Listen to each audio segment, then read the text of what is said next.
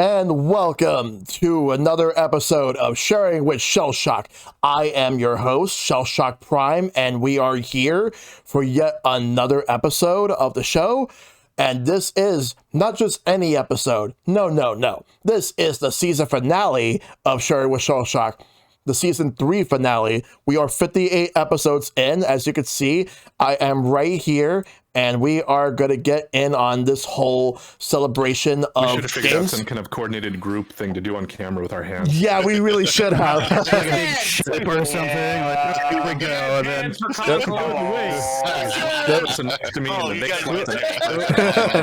I do this. But yes, good to see all of us. Good to see all of you. Hope you are all doing very good. So this is episode 58, the best games of 2024, and we are back with yet another episode. This is a different format because we got like a big group of people who have been guests within this season. Unfortunately, not everyone was able to make it, but those that have, I'm glad to have you guys on.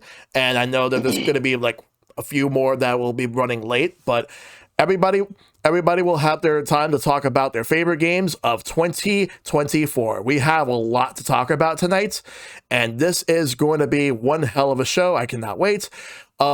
So the way we're going to do it is like, we're going to bring somebody in first to talk about like their games of the year. And thanks for the hype train. Thanks to everybody that has donated bits or subbed. I appreciate it. It's pretty much all the resubs. I absolutely appreciate that. Today's date is Thursday, December 26th, 2024. We just finished celebrating Christmas, but we still have other holidays like Hanukkah, Kwanzaa, and many others. So happy holidays to every holiday that you guys celebrate. And if not, hope you're all having a wonderful day regardless. I still love you all the same. You're all amazing. So with that in mind, we're getting close to the end of the year, but we have our favorite games. So, to kick things off, we're going to start off with Mr. Ben. You're going to be going first. So, Mr. Ben. Yo. All right. So, let's talk about the best games of 2024. So, what are some of the games that came out this year specifically? What are the ones that you would say are your favorite games of this year? Concord. And that's only because of the fact that it made history by being like the shortest selling game before it got shuttered. Immediately. Just fucking history right there. Yep. Well, yeah, Concord. I can't believe that game just came and went. But yeah. Worthy of the game of the year material right there. Concord. Yep. If nothing else, it has basically made the biggest effort in speedrunning and like how quick to fail. Pretty much, yes. 7 days. Yep. How quick to fail, how quick to platinum the game before it failed. Yeah. Ironically, it lasted a fortnight. Yep.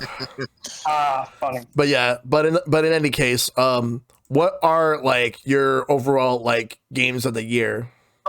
Personally, Super Mario Jamboree. Super Mario Party Jamboree, yes, good choice, very good choice. So, my list is going to be very short because I'm limiting my criteria on 2 factors. One, games that I have purchased that are new. And by new, I mean not remasters, not remakes, or other such re-releases. Mm-hmm. And 2, games that I've actually played. Yep. That helps. Yeah. I would love to be able to like say Mario and Luigi Brothership in on that because that is a game that I've been looking forward to. But I have not gotten around to actually playing that because I've been wanting to go into that blind on stream, and I've just had so many other things on my plate that I just have not had yet a chance to actually go and do that yet. Yep. So, but and it's kind of like the same thing with some other games. There's been like Anton Blast. There's been. I was looking forward to. I've been really looking forward to playing Anton Blast, especially since they first announced they were going to delay that for understandable reasons, mind you. I understand that was because of the hurricanes we had earlier this summer that kind of wrecked their everything. Yeah. So, there was. Unfortunately, the only other game that I've got that follows my very strict criteria is Princess Peach Showtime, and even then, it was okay, but I wouldn't really call that the best game of 2024, not by a long shot. Yeah. But yeah, Jamboree probably is the biggest one that I would have to say, and that's only because of the fact that I've been playing that on the side with a couple of my friends. Mainly Radio Dog. We've already done like a couple of like recordings for like YouTube for like a series that we've been doing. Yep. And there's been some real funny stuff that's been going on that I'm really glad that I was able to catch on. Mainly a bit of a running gag where for some reason, some strange and impossible reason, I have gone last on almost every freaking board. Yep. Just rolling a one. Whenever we were determined turn order, it would be me, the CPUs, and me somehow rolling a 1. Yes. So, like, okay. Fucking game. But Yep. Yeah. But yeah, like, go ahead. That's pretty much about it. I've also been wanting to kind of look into Penny's Big Breakaway. I have gotten that one, but I haven't actually gotten around to playing that either. Oh, I played it. It's actually really good. That's pretty much going to do it for me, though, unfortunately. All right. Well, again, like, thank you for coming in. Yes, Super Mario Party Jamboree is great. I will definitely be talking about that more later on. And I'm pretty sure I'm not going to be the only one that's going to talk about it. But yeah. But again, Ben, thanks for coming in. Hey, not a problem. Thanks for having me. No problem. For all of like the 5 minutes I was here for. Yeah. Well, all right. So the next person that is going to go next in terms of everything, it is going to be you, Hito. You're going to be next. Hi, Bear Boy host Hito here, back at it again with the ShellshockPrime, sharing with Shellshock. We did the PlayStation Legacy episode. Yay! Yes. What's up? You were also here for the sitcom episode. Was that a part of the same season? Same season, yeah, because that was the first half. Oh, brain. Yeah, remember, I do 2 halves. I do the spring and the fall. They're part of the same season. That is true. Okay, so yes, I also did the sitcom episode. Yeah. Yep. Everywhere you look, everywhere. So it's all good. So what would you say is like your overall like best games of the year? I have 3 in mind. One's gonna be completely obvious because this is the year that I bought a PS5. So now I'm slowly starting to delve into that. One of the first games I got for the PS5 that I played and put probably 300 hours in was Persona 3 Reloaded. Very fantastic game. It's good for a remaster, and also I noticed a few of the things that changed up from the original because I actually played the original Persona 3 and I remember how hectic it was, and honestly I compare mostly to the protagonist in 3 over 4 and 5. I blame my friends from back then that were like, Hito, you have the qualities of both the protagonists in 3 and 4. And I'm like, how? Why? What are we doing? He's like, okay, so you have Makoto's determination and you have Yu Narukami's like affinity for making friends. I'm like, stop. I don't make them on purpose. It happens. Okay, we meet, we vibe, we chill, and then, social link gathered, you are the Moon Arcana. Thank you very much. Yes. Legitimately, like, I actually anytime I meet someone new, I just have that thought in my head immediately. I am thou, thou art I. And I'm just like, God damn it, not again. I'm like, do I have to get their social link to 10? Is that how this goes? Okay, cool, fantastic. Will I get something for this? Okay, fantastic. No. That's one of them. Yep. You go for drinks with someone, you get flashbanged by your friendship becoming deeper. I know, right? Yes. I know, right? I hit level 10. I'm like, oh, we hit the deepest part of the relationship. You can now fuse the most craziest god or deity you can name. Yep. I remember one time that I actually made the joke one time that there was a friend that I didn't really agree with all the time, and we don't talk anymore, but back then, because they had a high affinity for getting into so much trouble, I was like, oh look, our social link has deepened so well, I can make Satan. Congratulations. This was the deity that I would make out of you. Thank you very much. And then so every time they'll start like, not today, Satan. Hey, just put it down. Thank you. Okay. Second game, and I blame Sailor Garnet for this game, but it's another it's a farming sim, and it's very much inclusive. I love it so much. It's called Fields of Mystria. Ooh. It's a beautiful game. It's a really good indie title. It's still in beta, by the way, but you can buy it on Steam. It's really great. Nice. I just started diving into it literally the same time I got the PS5. So I was like, oh, I need to take a break from Persona 3 Reloaded, so let me just play a farming sim. It'll calm me down today. Yep. Fields of Mystery is really great. It's very good when it comes to inclusion. It's natural to the story and not pushed into the story, which is something I talked about when it came to inclusion.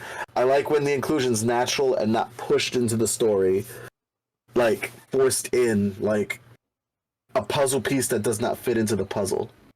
Yep. So, Fields of Mystria, I would give that a 100% shot. And I could say Jamboree, but I'm not going to say Jamboree because, we've already seen my countless fails on that. That's fine. But I will have to say one of my favorite titles going into it would be the NES challenges, honestly, because literally I feel like I found my game when it came down to it. I was like, oh, I like this game. I can speed run this. This is something that I like to do. I'm very tenacious when it comes to like getting a challenge done. Yeah. So me just restarting, doing the challenge, restarting, doing the challenge, restarting, doing the challenge. I'm like, yeah, let's keep shaving those seconds. That's right, shave those seconds. Shave them slowly. Come on, you need to shave to reduce drag. Let's go. Shave those seconds. Let's go. Yes. I made a swimming joke at one point where I'm just like, come on, we're shaving seconds like we're shaving body hair. We need to reduce that drag through this freaking lap. Let's go. Yes. So we were just going through those. Good fourth would be a good one that I would say for like an honorable mention would be Legend of Zelda Echoes of Wisdom. I had fun. It was great. It gave me the Link's Awakening vibes that I needed. Yep. It was fantastic. And now I'm gonna have to say I have to play Astrobot to see what the talk of the town is now, because now I got it. Mm-hmm. And I gotta play it now, so it might change my tune. Who knows? The game has magical force field properties. I know, like it won't let me show it. Look at that. Yep. I can't even. You're gone. You're gone. Oh, there it is. Oh, there you go. Yep. There we go. is. Yep. There you go. You're there. Yep. You got it. You got it. You got it. So now who knows? That might actually change up my tune by the end of the year because I have vacation time and I might end up beating it. All right. Sounds good. But yeah, like again, Astrobot, I would love to play that game. It's just there's only one problem. I don't have a PlayStation. But if I did, I would have played it already. If you're Maybe it'll come to PC. Who knows? If you're saving your money, just letting you know, the PS4 dropped to $460 throughout the holidays, and it's still going. Yeah. The PS4. PS5, my bad. PS5. See, Yeah. Well, like PS4. There's wait. The PS5. 30 years. PS5. Sorry. Yeah, but the PS5 has dropped to $460. Yep. We had 30 years and like 5 PlayStations and 2 handhelds. Like a PlayStation has definitely done a lot this year. I was actually tempted to pick up the PS5 this year earlier when it was on sale for Black Friday. I just never got a chance to get around to picking it up. Yep. But the only real, part of the reason why I never bothered was because the only real game I really would have wanted to pick up was Astrobot anyway, and I really don't see the justification in dropping like $300 or more on the console for one game. Yeah, that's fair. Same here. Like I would have wanted to get that, but the thing is, my first game was going to be Ratchet and Clank Rift Apart, but my aunt got the PS5 later on, and she let me play it, and I enjoyed it. But for me to get my own PS5 for one game or two, I feel like it wouldn't justify. So I'd rather save up for whenever the Switch 2 comes out later on. Well, for me, it was a simple matter of like, I had a PS4. I could trade in the PS4 for the PS5 because at the end of the day, I'm just upgrading my PS4. Mm-hmm. That's fair. I'm just upgrading my PS4 to have the options to play the PS5 games now. And with the deals I had on the PS5 games, like getting Persona 3 Reloaded, I know I could get that on Steam, but I don't want to sit my butt at my PC the whole time. Sometimes I just want to relax sometimes I want to relax on my couch and just be like, cool, this is much better. Because I've accustomed my PC to be a work PC / my editing / broadcasting stuff. So, question: does the PS5 support backward compatibility? It absolutely does. I've been playing my PS4 games on it too. Oh, okay, sweet. Yep. So you can literally get it with the disk drive, and you can put your PS4 games inside. It's also taken all of my PS4 games I've downloaded on my PS4 and put them on the 5 as well. So I was able to get, like, for example, I bought Night in the Woods for the PS4. I was able to get the PS5 edition of it. Yeah. So I was able to get that as well along with that. Dead by Daylight, I'm able to get for free. Because some games will tell you have to buy for like amount of money, because not all PS5 upgraded versions will be free. Like for The Last of Us Part 2, you still have to pay like $10 for it. Yeah, just this. Yeah, but mind you, it's a smaller version of the PS5. It's a small amount compared to what you would do. So you got the PS5 version. I didn't worry about that too much because most of the games I had were able to go to the PS5 version for free. The only one I upgraded was my Final Fantasy VII. Yeah, and that was because again, I ended up getting it with the other games, the other parts to it that were missing. So I might actually look into getting one then at some point. So it's definitely worth it. Eventually, I will get it. It's just not a matter of right now, because I don't feel like I'm missing out with the PS5. But I mean, I know it's a nice system and all, but for me, I'm just gonna wait for this next Switch system. That's perfectly fair. But then again, as soon as we know exactly what the Switch 2 actually is, which we'll see soon. We'll probably know maybe next month or two. We'll see. Next month. We'll see. But yeah, I really think we're not going to hear anything until like March at the earliest. But that's just probably just. I really don't think they're going to put anything out until like before the end of the fiscal year. They might, but I doubt it. I think at the most we'll do is we'll get like a little teaser like we did for the Switch, and then a couple months later we'll get a big announcement thing. Yeah. Because remember, the Switch, we got that teaser in October 2016, and then the full-on amazing presentation in January 2017. Month and a half later, here's the Switch. So I wouldn't be surprised if something similar. Yeah, I agree. Yep. Yeah. We'll see what happens. But yeah, like I'm just excited. But yeah, Hito, any other games you want to mention, or that's it? There is one, and that's going to be Sonic X Shadow Generations. I just started playing it on the channel. I never got to play the original Sonic Generations. So getting a chance to actually go into the series and then playing it with this upgraded version, it's kind of like I had Super Mario 3D Land for the Wii U at the time. And then, mind you, because I had it, I didn't play it all the way. But then when we got Bowser's Fury with it, I played with some friends. We still blame Epic for a whole bunch of our platforming fails. It's fine. Yeah, I remember that. Best time of our lives. I remember that because I was there, and I remember that. But continuing, it was the best time. It was the best time. Come on. This is where the blame Epic jokes came in. Like, we just do it now for no reason, but shits and giggles. It's hilarious. I'll take the beating, but I know that I know what I did, and it was justified. It's all your fault, Epic. Anyway, I know, and I love you too, you know. but all in all together, it was kind of like that. I played 3D Land, but I didn't beat it. But because I had Bowser's Fury to go with it, I had the incentive to beat it and then play Bowser's Fury. And now it's the same thing with Sonic Generations. Never played Sonic Generations, but now I have the X Shadow part to play into it. So now it's like, ooh, more. Fantastic. Yep. All right. And yeah, that's where I'll end it at.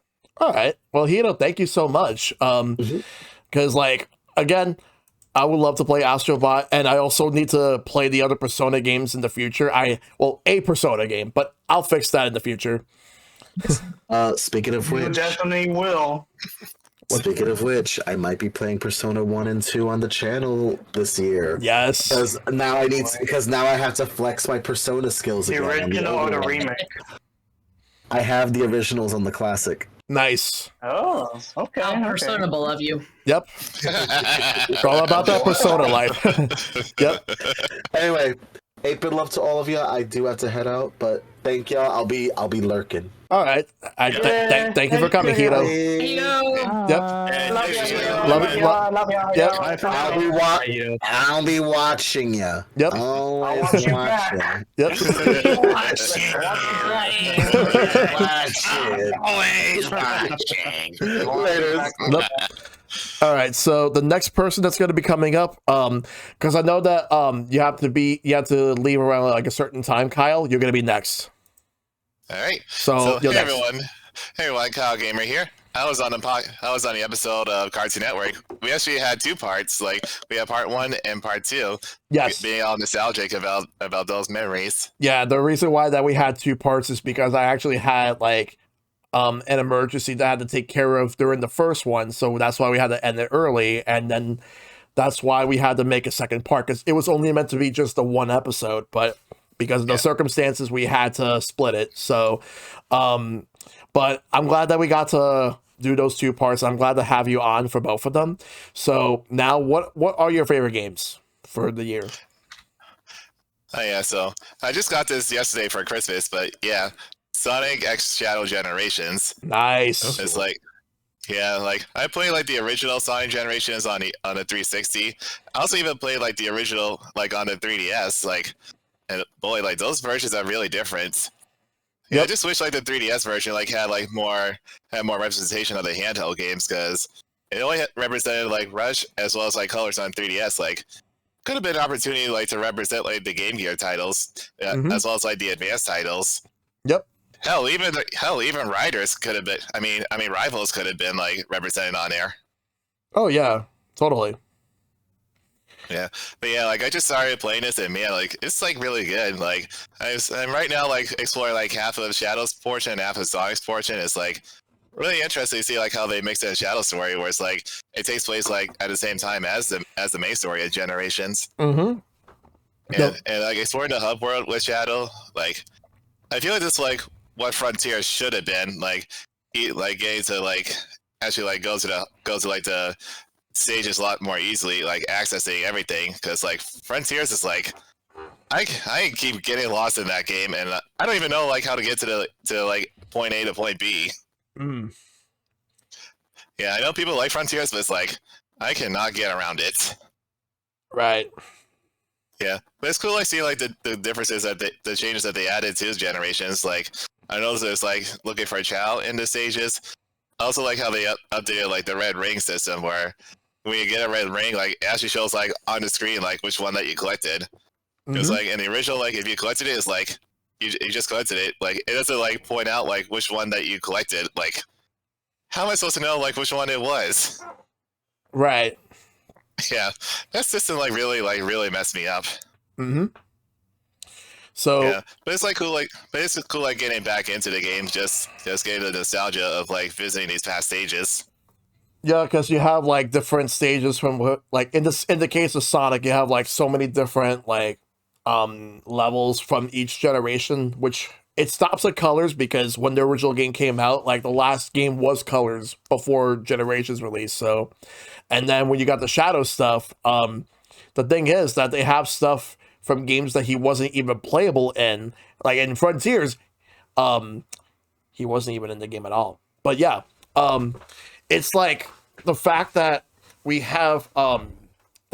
actually have Shadow like going through like each of the levels, and the story is like well made. Like to me, I felt that even though I personally enjoyed it, I'll go into detail a little bit later, but I personally enjoyed it. I think I had a better time with the Shadow portion, but I'll go into detail more about that later. What else do you want to talk about regarding your favorite games? I think like the only other game I really played that came out this year was like the Nintendo World Championship. Mm-hmm. It was cool, like just seeing like how people were like speedrunning these games like back in the day, and also like those speedruns, like games done quick. Is like I give them props to like all the speedruns they do. Oh yeah, I see Asrin like has it. Like I have that as well too.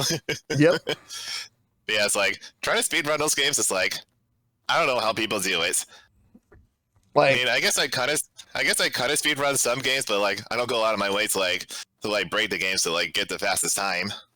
yeah, because I know that people tend to go out of their way to try to get the fast times and do the challenges so that they could be able to get to the leaderboards. But the thing is that it's all in a matter of just seeing just how far you can actually go.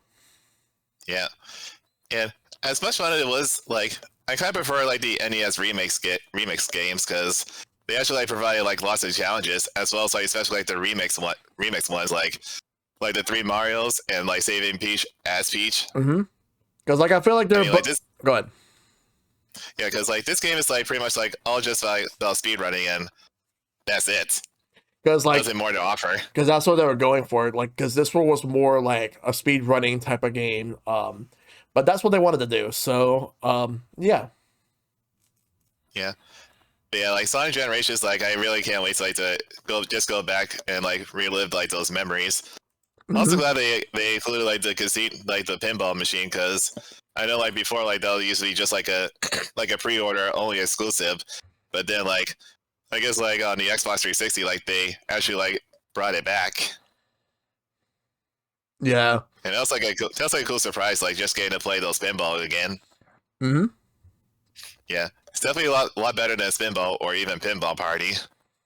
Yep.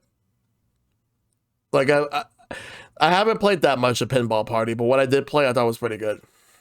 Yeah, and I also do hope like with this game, like we maybe get some DLC of. I doubt it's going to happen, but it would be cool to get some Silver DLC because like as see like he was also a rival fight in the game, and no like Shadow was one. It would be cool to see how this progresses, like getting like more backstories of like every character. But seeing like how it's like focusing on so much on Shadow. Would be cool to see like some more backstory.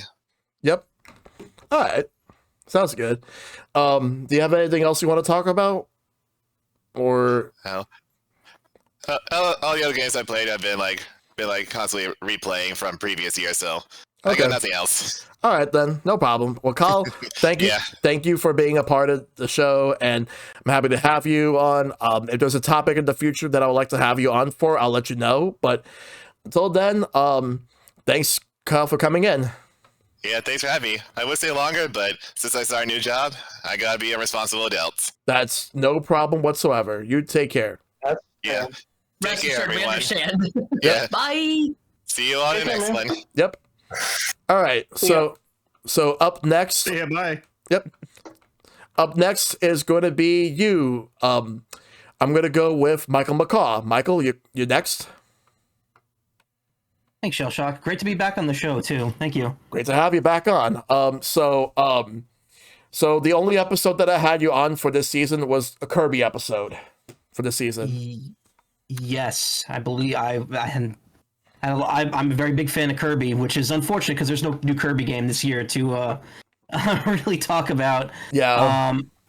But hey, that just means it's probably going to be one in the next year or two on the Switch too. So yeah, looking forward to playing that when that comes out.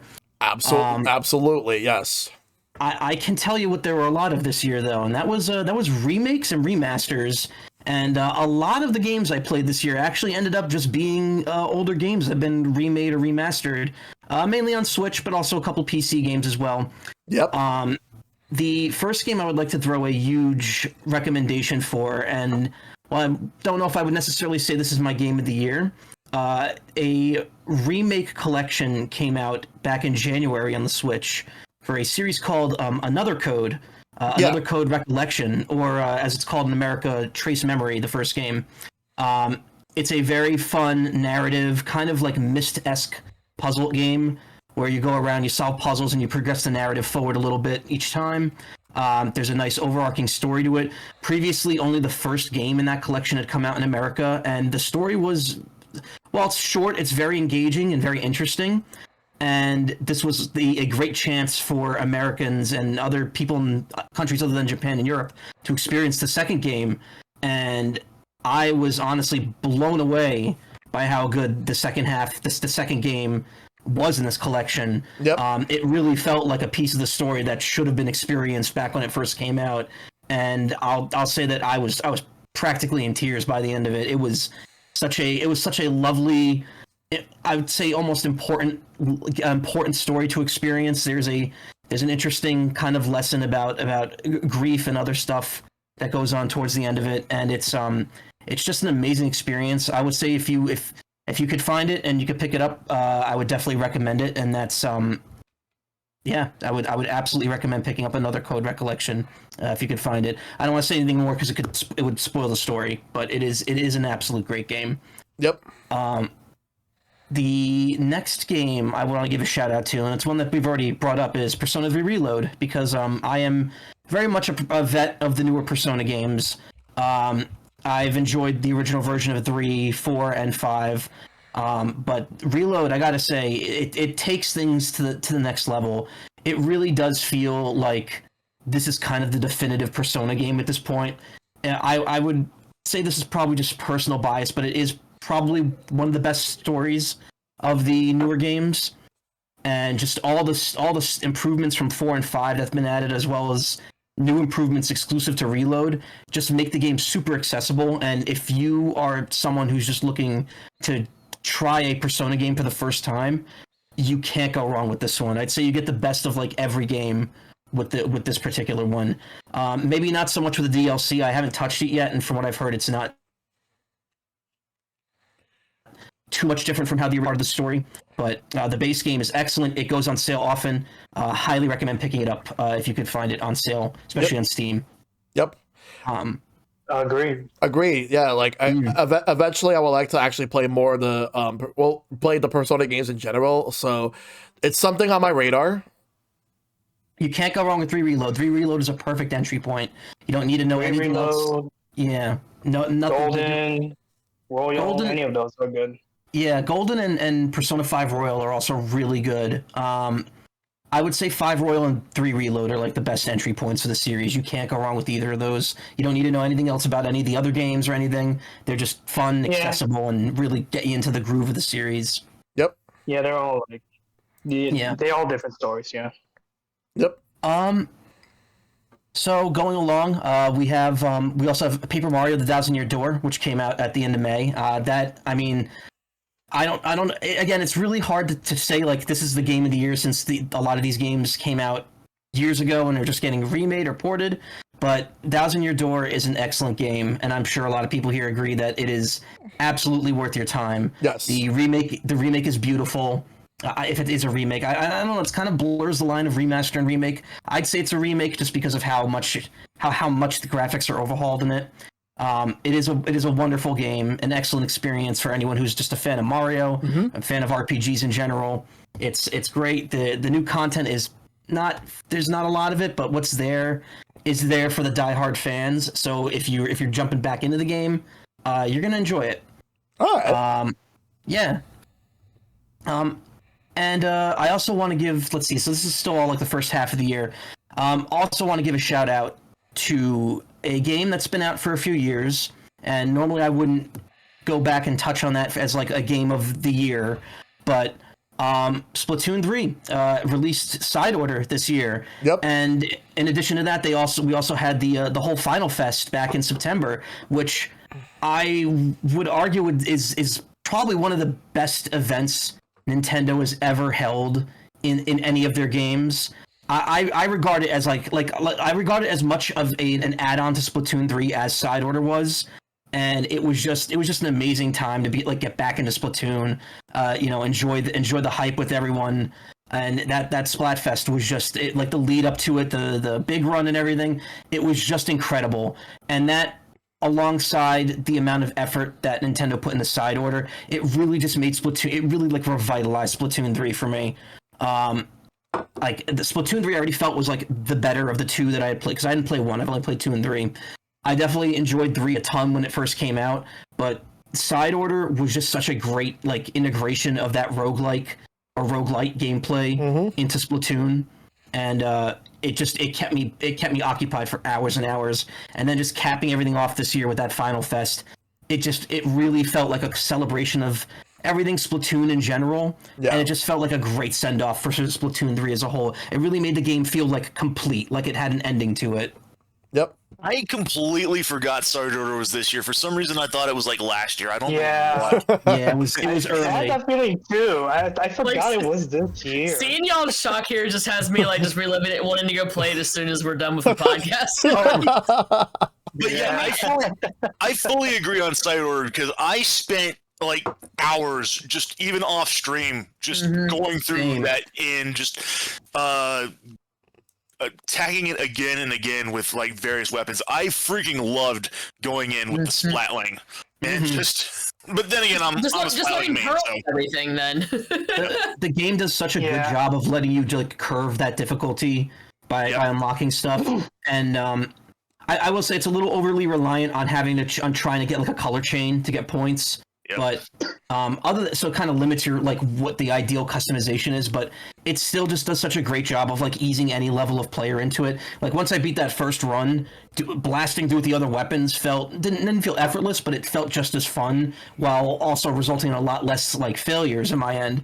So as someone who generally isn't a roguelike fan or roguelite fan, it was absolutely a great gateway into that genre. And I think that Splatoon players who maybe haven't given that genre of game a try might want to play Side Order and see how they like it, because I will say that in its defense, it's also kind of the same situation with Hades, where if you've gotten far enough on a run, you've unlocked progression to where further runs are not necessarily easier, but at least notably less difficult. Yeah. If I may really quick about Side Order, though, I agree about the color chains, but what found fun was going through and getting as many color chain combos with each weapon as I could. I did actually get all the color chips and all the badges for that. After I was focusing on those chain combos, you turn off the favoring hack and then just focus on whatever you want for there. I've had some really fun roller combos since then without going for points, just going for, I want damage and I want distance. And speed. This is great. So once you start focusing on the badges and achievements for that, that's where it definitely comes into play. Yeah, there's definitely a lot of strategy that you can put into that. It's so fun. For me, it's I got each of those color matchy combo ones, and then I'll go through just for shits and giggles. They're what can I do here? There was, y'all know how there's the one where you can up your firing speed. Yeah. Each of these things varies on your weapon, though. For some things, it only ups your firing speed by 300%. If you have the blaster, however, it ups it to 1,000%. It's hysterical. It's faster than the Grizzco blaster. I remember that one. As it is. I love getting the charger with the instant charge where you're only 2 bullets, but it would just destroy everything immediately. It was so good. It was so good. It was so unbalanced, but so fun. Splatoon 3, I would honestly argue Splatoon 3 is probably up there in my top games of the year, even if it's not technically a 2024 game. Yeah. Just because Side Order and Final Fest were so good. Final Fest, me and my friends had emotional moments over how great that whole festival was. Everything talking about all our favorite idols in the game, the songs, just being able to go and watch them all perform on the stage all weekend was great. Yeah, it was such a great moment for that game. And if I could consider it game of the year for 2024, it definitely would be up there in the top 3 or so. Yeah. Yes. That reminds me, I need to fire that game up to work off my rust in preparation for the upcoming fest. It's in 3 weeks. Yep. It's I'm just grateful that the fest is mid-January instead of MagFest weekend because that always. Yeah, I don't want to miss. I'm not going to be here that weekend either. Which I always focus. I always host the Splatoon meetup at MagFest, so I'm looking forward to seeing if we got any side order and Grand Festival stuff. Oh, maybe. I might have to stop swing by that. 1 year. Dude, yeah, we'll have to meet up at least regardless of that. That's going to be Friday at 6. We'll catch up. 1 year I'll go to MagFest. Unfortunately, just not going to be this coming year. Oh, well, I look forward to getting there. I know you were trying to go this year, but this is going to be my first time as well. Actually, speaking of that, MagFest weekend, another game is coming out that was a game of this year, but will be coming to Steam. Final Fantasy VII Rebirth, which unfortunately is a game I can't really talk about and nominate for Game of the Year because I have not played it. I do not have a PS5, but as soon as I get back from MagFest, I am laser focused on that game. That is a game that I'm absolutely jonesing to play through because I loved Remake and I just love Final Fantasy VII as a whole. So looking forward to that next year. Yeah, absolutely. Nice. Yeah. And other than that, I just want to give some honorable mentions here. Obviously, Legend of Zelda: Echoes of Wisdom and Mario & Luigi Brothership. I finished Echoes of Wisdom. Brothership, I think I'm 1 or 2 streams away from finishing. They're both great games. They're not without their flaws, but for games that either try to do something new or try to bring back something that's been dormant for a long time, I think they both did the job pretty well. And I would say you definitely can't go wrong with either of those games, even if I wouldn't necessarily rank them super high on my games of the year list. On the flip side of that, though, they are entirely new games. So I would say they're probably more deserving of being Game of the Year than some of the remakes I've mentioned. Yeah. That said, another remake which I would definitely put up there for the Game of the Year, which has been mentioned before, Sonic X Shadow Generations. Yep. I loved Sonic Generations on Steam back in the day. The remaster of it was really good. Really didn't change a whole lot, but it's still Sonic Generations, which is a great game. And Shadow Generations, I'm actually thinking I'm going to be finishing that tonight. That game has been excellent. I was not expecting. I was expecting the gameplay to be great, but I was not expecting the story and the narrative to go kind of as hard as it does in some parts. Sega really cares about Shadow and his backstory, and I gotta say that if you haven't played it yet, it is a huge treat if you are a fan of Shadow and just everything that went on with Shadow the Hedgehog and Sonic Adventure 2. You will absolutely love the bits of story that he gets in Shadow Generations. Mm-hmm. Yo, can we get a shout out to Nintendo for taking 3 goddamn decades to finally release a game where the flagship character it's titled after is also the playable character? The first Zelda game. First official on Nintendo Zelda game. We're not going to talk about the CDI. Yeah, we're not. Well, I was just going to say if we want non-canon Hyrule Warriors, but true. Yes. Age of Calamity is canon, but that's a different story. Her name is not in the title, though. That's a whole nother stuff for that one. We do have a Triforce now. We have a Triforce of Zelda playable Zelda games. Yep. Yeah. They're all equal in every way. Yeah. Yeah, see, Sidraw's got it. Like, where's the Metroid game when we play as a Metroid? Oh no, I got what you meant about the title, but I'm fucking obsessed with Hyrule Warriors, so I always have to bring it in. I fucking love Hyrule Warriors. I love Musou games. Yep. Oh, that's such a great I probably want to go back and play that game without again. spoilers. Yep. Exactly. Just a couple more quick shout outs. The Ace Attorney Investigations collection. Obviously this is I would consider that new because this is the first time the second game has been brought into English. I have not started that particular translation of it yet, but I have played the second game, and I would say that just on that merit alone, it's very good and very very much worth experiencing if you like Ace Attorney. And Nintendo World Championships NES Edition. I know we just recently mentioned that on stream as well. That is a great game. I know a lot of people were kind of sour on it because it was it doesn't include the full releases of the game, but if you're playing that game and you're playing the online mode, you already have all those games through NSO anyway. The game itself, for what it's designed to do, is very fun.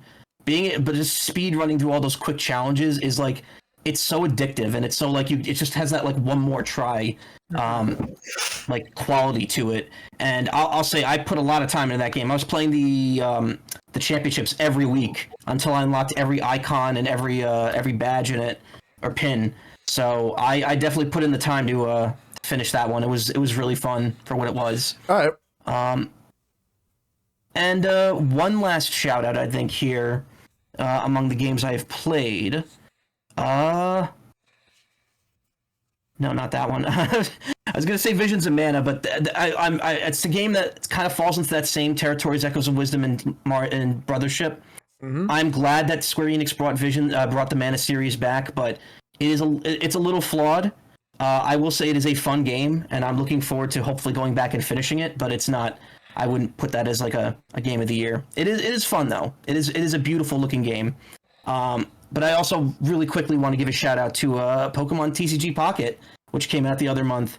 I think a lot of us are probably addicted to opening those packs every day. It definitely has its staying power, and I've just been enjoying like pulling the app up like twice a day, cracking open the pack, getting a new card or two, and just moving on. It's so fun, and it's just fun. Actually playing the matches on it is really fun too. The way they streamline the Pokemon card battles is just really neat, and yeah, I think it's definitely worth checking out, especially since free to start. You don't need to spend any money on it to play, and it's absolutely a great time waster. Yep. I still have to play more Pocket at some point. Yeah, and that's pretty much it for me. I most of the games I played this year were older ones, so a lot of the newer games kind of just unfortunately flew over my head. Yeah. It doesn't help that I don't have anything other than a Switch and a PC right now, and my gaming time was also limited. But yeah, it's still been a solid year for games, and I've really enjoyed what's come out. Yeah, it really was. Thank you for coming in, Michael. Of course, thank you so much. I'm glad to be here. No problem. So next up is going to be Magna Lupus. Magna? Well, hi. Oh, hi. I'm up next. Hi. Yeah. Unmute. Hi. Shellshock, thank you for having me on here. Nice to see some of these guys again and meet a whole bunch of new faces. So thanks for letting me be here. Yep. Good to have you on. Thank you. I have my main game of the year I wanted to say, which is Satisfactory, now that it is finally in 1.0 or whatever 1 version. It's finally the full release. It's been in early access forever. Yeah. Oh my god, I love Satisfactory. It's a weird combination of soothing and unsettling and satisfying with really good theremin music. I mean, it's just really fun to run around. It's if you're unaware, Satisfactory is a first-person perspective crafting game. Mm-hmm. Land on a planet, and you have to start building your factories. Yeah, that's how the game goes. But there's just exploring to do. I don't think the map. There's 4 different biomes you can select from, and I don't think that they're randomly generated. So I think whichever map you pick is the same map every time. But they're huge. I've played the game for probably about 300 hours, and I've still never fully explored one of the maps. They're just enormous.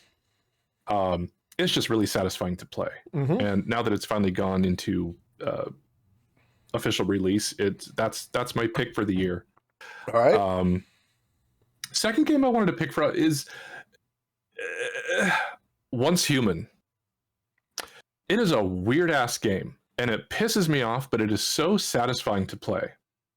Once Human is a free, I guess it's just probably a data collection game. Once they're free, is that what they do? They just simply harvest the data off of your computer. Mm-hmm. That's what the payment is. Maybe.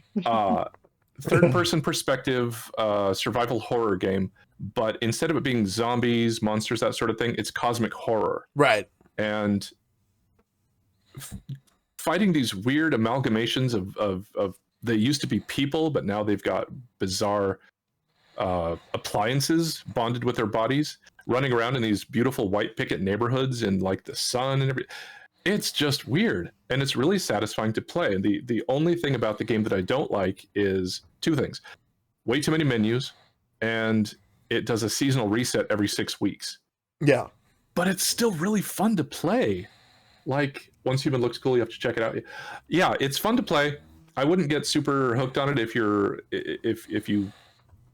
don't like the seasonal resets, but otherwise I have to. At one point, I debated with myself whether I just wanted to delete it from my library so I could stop getting sucked back into it. Mm-hmm. It's just fun. It's just fun. It's a stupid game, but it's really fun. Yeah. Yeah, I mean, it is like a free to play game, so it's going to have to make you go back and play it. Yeah, exactly. So I mean, it's obviously got a lot of those traps that suck you back in. Seasonal passes, stuff like that doesn't really bother me. I mean, I'm not into that sort of thing, so I just kind of ignore it. But it was good to play, and it has an interesting story. Surprisingly, didn't see that coming. I want to give that a try one day. Yep, give it a shot. You know, it's an interesting game.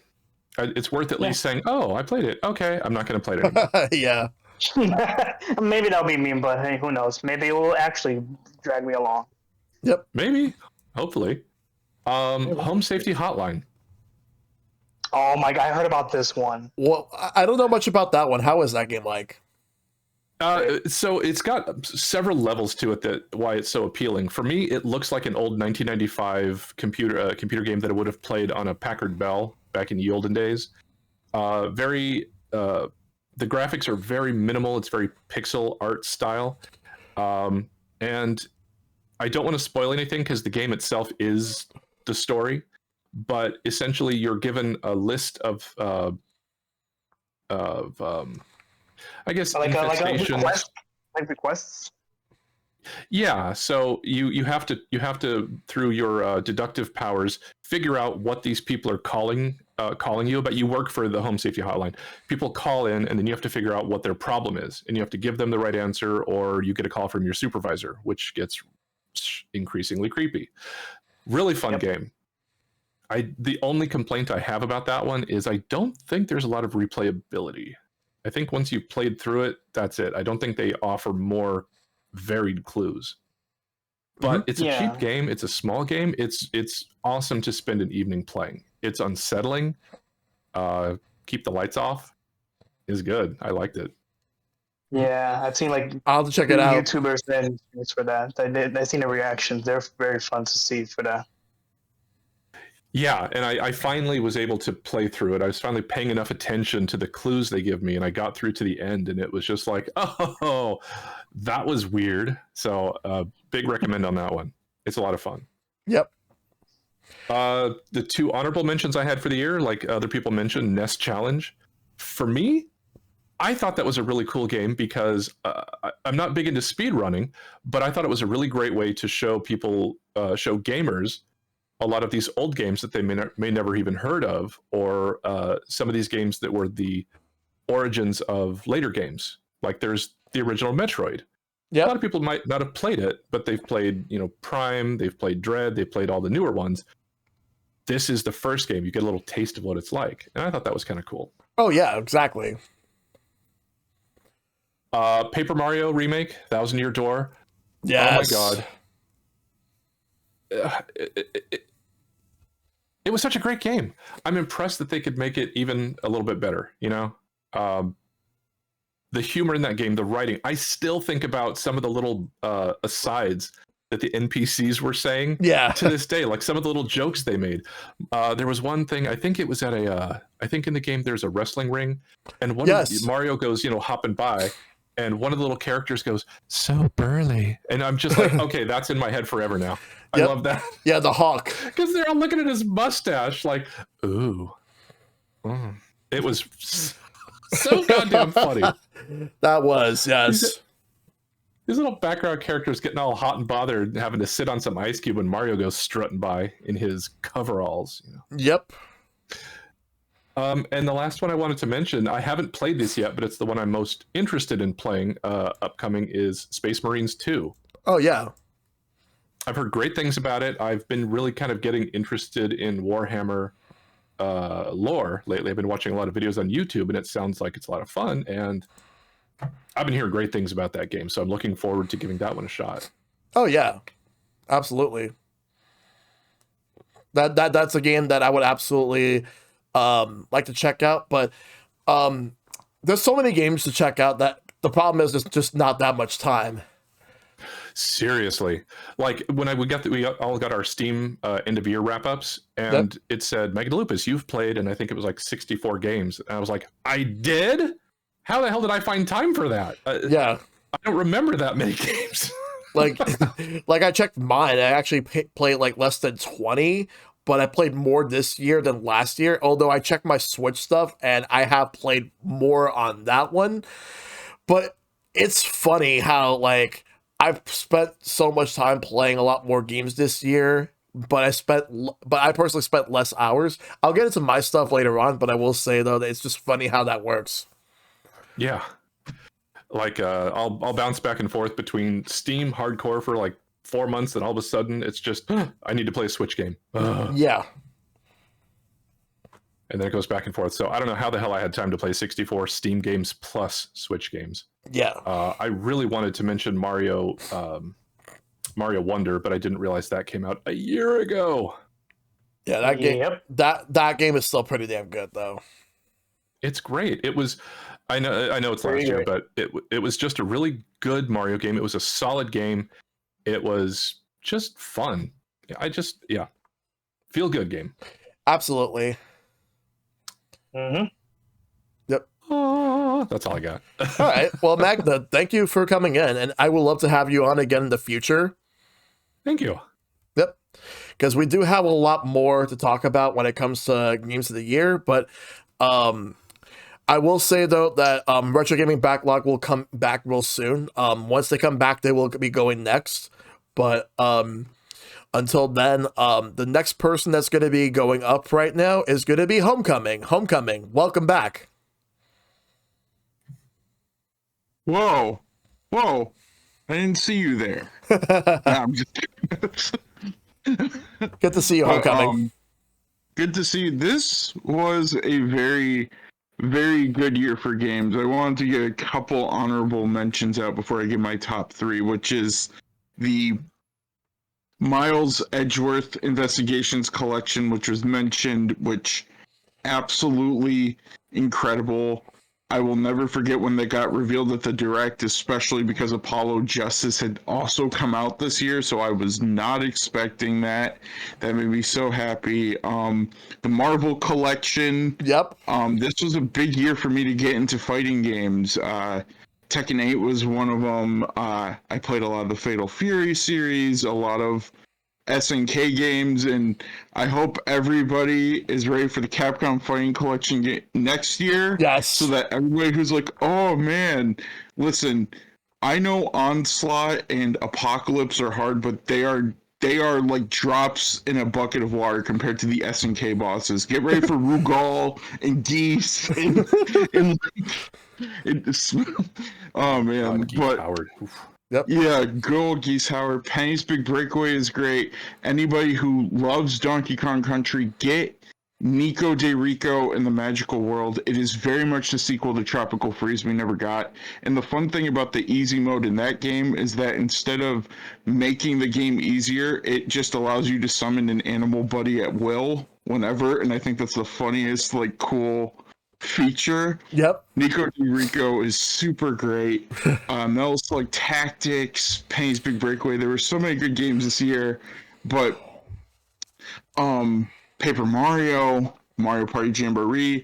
I actually like Princess Peach Showtime because I think that one is very much like this generation's epic yarn. Yep. Where you just go, you platform, and then it's transformation based. Yep. And I think I think it's a cozy game. But okay, got all the fun awards out of the way.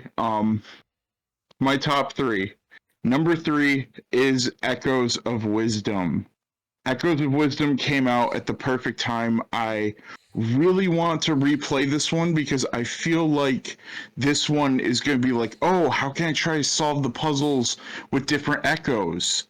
I feel like this game really opens it up to a lot of like creative thinking, creative puzzle solving. Although let's be real, the best strat is to use bind and then run the enemies over a cliff and then let go of them and pull a long live the king, or in this case with Zelda, long live the queen. Yep. And just drop them to their untimely demise. So there's that, and Echoes is so fun. Echoes is so great. I love like doing stuff like, oh, I'm gonna make the fire enemy and then bind it and then just run into things. And I'm gonna light everything on fire, and bam, puzzle solved. Like I'm gonna summon my army of lizard men to do my bidding while I drink a smoothie in the background. Like I absolutely adore it. This makes me hopeful for the future of Zelda. I would like a game in the future where they bring back the Echoes mechanic, but it's Zelda and Link going on a quest together, and you get to swap between the two of them. I think that would be really, really cool, really, really fun. But number 2 is the game that I did not expect to be as great as it was. It turned me into a little kid again. My number 2 is Mighty Morphin Power Rangers Rita's Rewind. I absolutely adored this game. They've already patched it, so if people have qualms with it, they're already like working on it. It is great. This game feels like a lost Super Nintendo game to the point where the characters even have their outfits from the Super Nintendo game. Some of the bosses are similar to the way they were. Like, if Shredder's Revenge was a lost arcade game, this is a lost SNES beat 'em up. And there's a little bit of a difference, but the fact that this game even has the freaking Bulk and Skull theme in it. The freaking Bulk and Skull theme. Yep. Everybody's favorite duo in Power Rangers. I absolutely adored it. It is great. This game made me feel fantastic. I hope it does well. They said that if it does well financially, that they'll consider physical versions as well as doing other Rangers, which I think a shattered grid game where you get to play as multiple dimensions would be like really awesome. Yes. As a beat 'em up, like, yes, I adore Power Rangers Rita's Rewind. It turned me into a little kid all over again. Shell, you have to play it. You have to. I will. I know you love the Turtles, but the Rangers finally got their flowers. The Turtles have a lot of really good beat 'em ups. The Rangers finally got their flowers. And they did, yes. Yeah. And the other good thing about Rita's Rewind is that they have on-rail segments. They have these segments that are like Space Here or Punch Out and stuff like that, and it really breaks up the gameplay, and the pacing is also like really good, and so is the music. But so yeah, my number 1 game of the year is one that is very special to me, and my number 1 is Astrobot. This is the game that made me nostalgic for systems I did not grow up with somehow. Yep. The cameos are really cool. The cameos are like really awesome, and that's great to see that. And the whole game just plays incredibly well. Astrobot is an absolute delight from start to finish, and so I had an absolute blast with it. I hope it gets ported to PC. I know some people are like, wait a minute, but it's very like PlayStation. Well, make it for the PlayStation fans who grew up with PlayStation and then moved to PC. Plus, like, some of these like reference games in there got moved to PC anyway. Yep. Like some of the bots, some of those bots got moved anyway. So I think Astrobot could work on it. It's great. It is absolutely delightful. Yes. The music is fantastic. Astrobot is my game of the year. I was smiling from start to finish, but 2024 was a good year for games. 2024 was very good. It felt like there were things coming out every second, and Astrobot was important because the day Astrobot was born, Concord died. So it's a day of remembrance and a day of celebration. Yep. Oh, God. It's a day of celebration and remembrance, and as all gamers here should know, we also need to take a moment of silence to remember that they tried making a Borderlands movie, and for once, gamers didn't even unironically go and see it. Yep. Exactly. Wow. We all said our voices. Shots fired. We all said it. All right, first time I'm talking, but they did whatever you want to put that big word, made big purchases on Borderlands 1, 2, and 3. Yep. Exactly. But that's my bet. Yep. That's That's my Thanks bit. for the bit. Thank you for the bit. But yeah, anything else from Homecoming, or that's it? The only thing I'm gonna say is that 2024. This doesn't just speak to my own life, but it speaks to a lot of people. Just like 2024 was a year where there were very bright spots in it, but a lot of challenges for people, whether it was like personal or on a wider scale. So the only thing I want to say is like, just encourage people in the chat, play your favorite games, treat yourself, and make sure to take care of yourself when you can. Of course. Just all the kindness you show to others, make sure to give some of that to yourself as well. Yep, 100% agree with that message. Thank you so much for that, Homecoming. I really appreciate that. Yep. Yeah, for sure. And I'll be watching from the chat. Y'all have happy holiday season, and I hope everybody gets some great games. And I look forward to hearing everybody else's picks. All right, and thank you for being a part of this, Homecoming. I really appreciate it. All right, all right, so Retro Gaming Backlog, you're going to be next. Alrighty. Good to have you back on. Yeah, great to be back. Sorry about that. I guess my my router must have decided to freak out or something, but I'm back. So gosh, 2024 was a great year for games. There's so many I had to add to my backlog, which that part sucks, but it's a never-ending backlog. But gosh, too many hours a day, too many games, and not enough hours of the day to play online, right? Absolutely. Especially modern games, since I mostly play retro stuff. But I was really excited for the NES Championships that came out. That's so cool. And it really tickled me that like everybody was modding like the little golden cartridge that came with them to make it like a real cartridge and stuff. There were so many YouTube videos of that. That was absolutely awesome to see.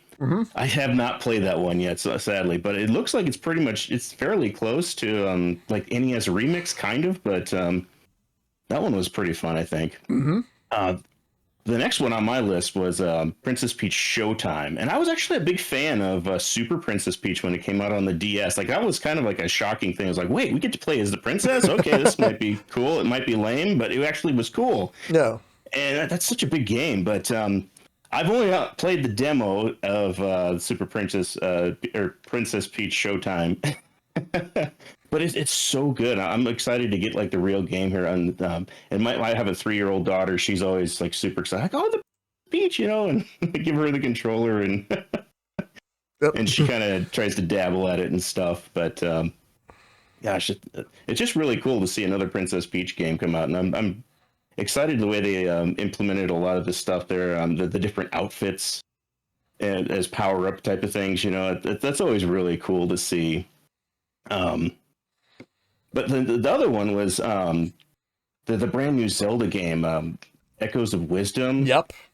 That one looks so good.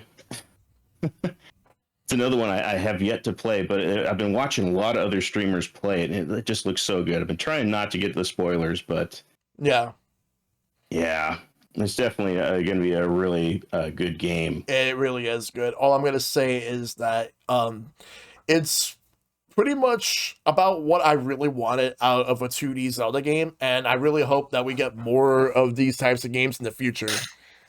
Definitely. You're gonna love it, dude. It's so much fun. Yes. That's awesome. Yep. But my number one that I'm looking forward to play too is Brothership. Like I remember when the first Mario and Luigi came out on the Game Boy Advance, gosh, in 2005. I mean, that's too long ago. I was in high school playing that game, but it was so good. Oh yeah. And then just everybody, thought that the series was dead, and then out of nowhere, they just like, announced, oh yeah, by the way, we're gonna drop another game on the Switch. It's like, what? Holy cow! That's so awesome. Yep. And from what I've seen, like I like the electrical motif that like a lot of the characters have and stuff about them. Like that is really awesome. Oh yeah. But yeah, I'm looking forward to seeing how that like all the storyline kind of unfolds and stuff. That was another one. I kind of watched you when you played it just a little bit, Shell, but I was trying not to get spoilers. So that's absolutely fair. Yeah. Yeah. Man, yeah, those are like my top 3 games for 2024. All right. Eventually get to play them. Yep. But yeah, as soon as you play them, I hope you have a good time with them. Absolutely. Yep. All right. Well, RGB, thank you once again for being a part of this. Thanks for having me on, Shell. No problem. All right. So next up is going to be, it's going to be the Epic Man. Epic Man, you're up. All right. Hey, everyone. I've been on the podcast for like the past few seasons, if I remember correctly. I believe I was in the Cartoon Network one with this season, Yep. Splatoon one, and the Mario Kart, and I think that's it, right? For this season, yeah, those were the ones that you were a part of. Yes. Okay, so yeah, so it was very enjoyable being on the podcast and love to talk about certain topics with you and everyone else here, and it's very lovely to share my thoughts. So, but for the game of the years, I want to mention quite a couple of things or a few things about the games I played because honestly, I feel like for me, because I've been trying to play as much games I want to play, but I never got the chance to even play the games I really wanted to play because of financial issues and stuff like that. Trying to get money. Yeah. Like, I can't get every single games. I unfortunately wouldn't be able to get the ones I really want to play. For instance, like right now, I would have loved to play Astrobot, but I don't have a PS5, so I can't get that right now. Yeah. I would have loved to play Metaphor, Legend of Zelda: Echo of Wisdom, Paper Mario Remake, Thousand Year Door.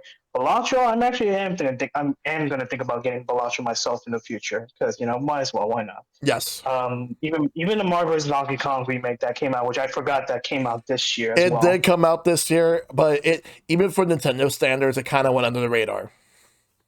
Yeah, which I honestly am not surprised, but hey, it is fine. And also, there's also Sonic X Shadow. I would love to play that one.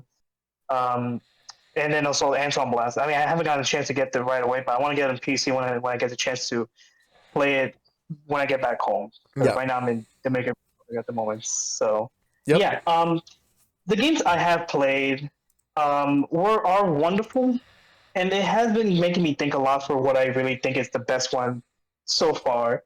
And I will give my 5 games, I would say, the top 5, and I will be quickly as possible if I could try. I would say my number 5 right now.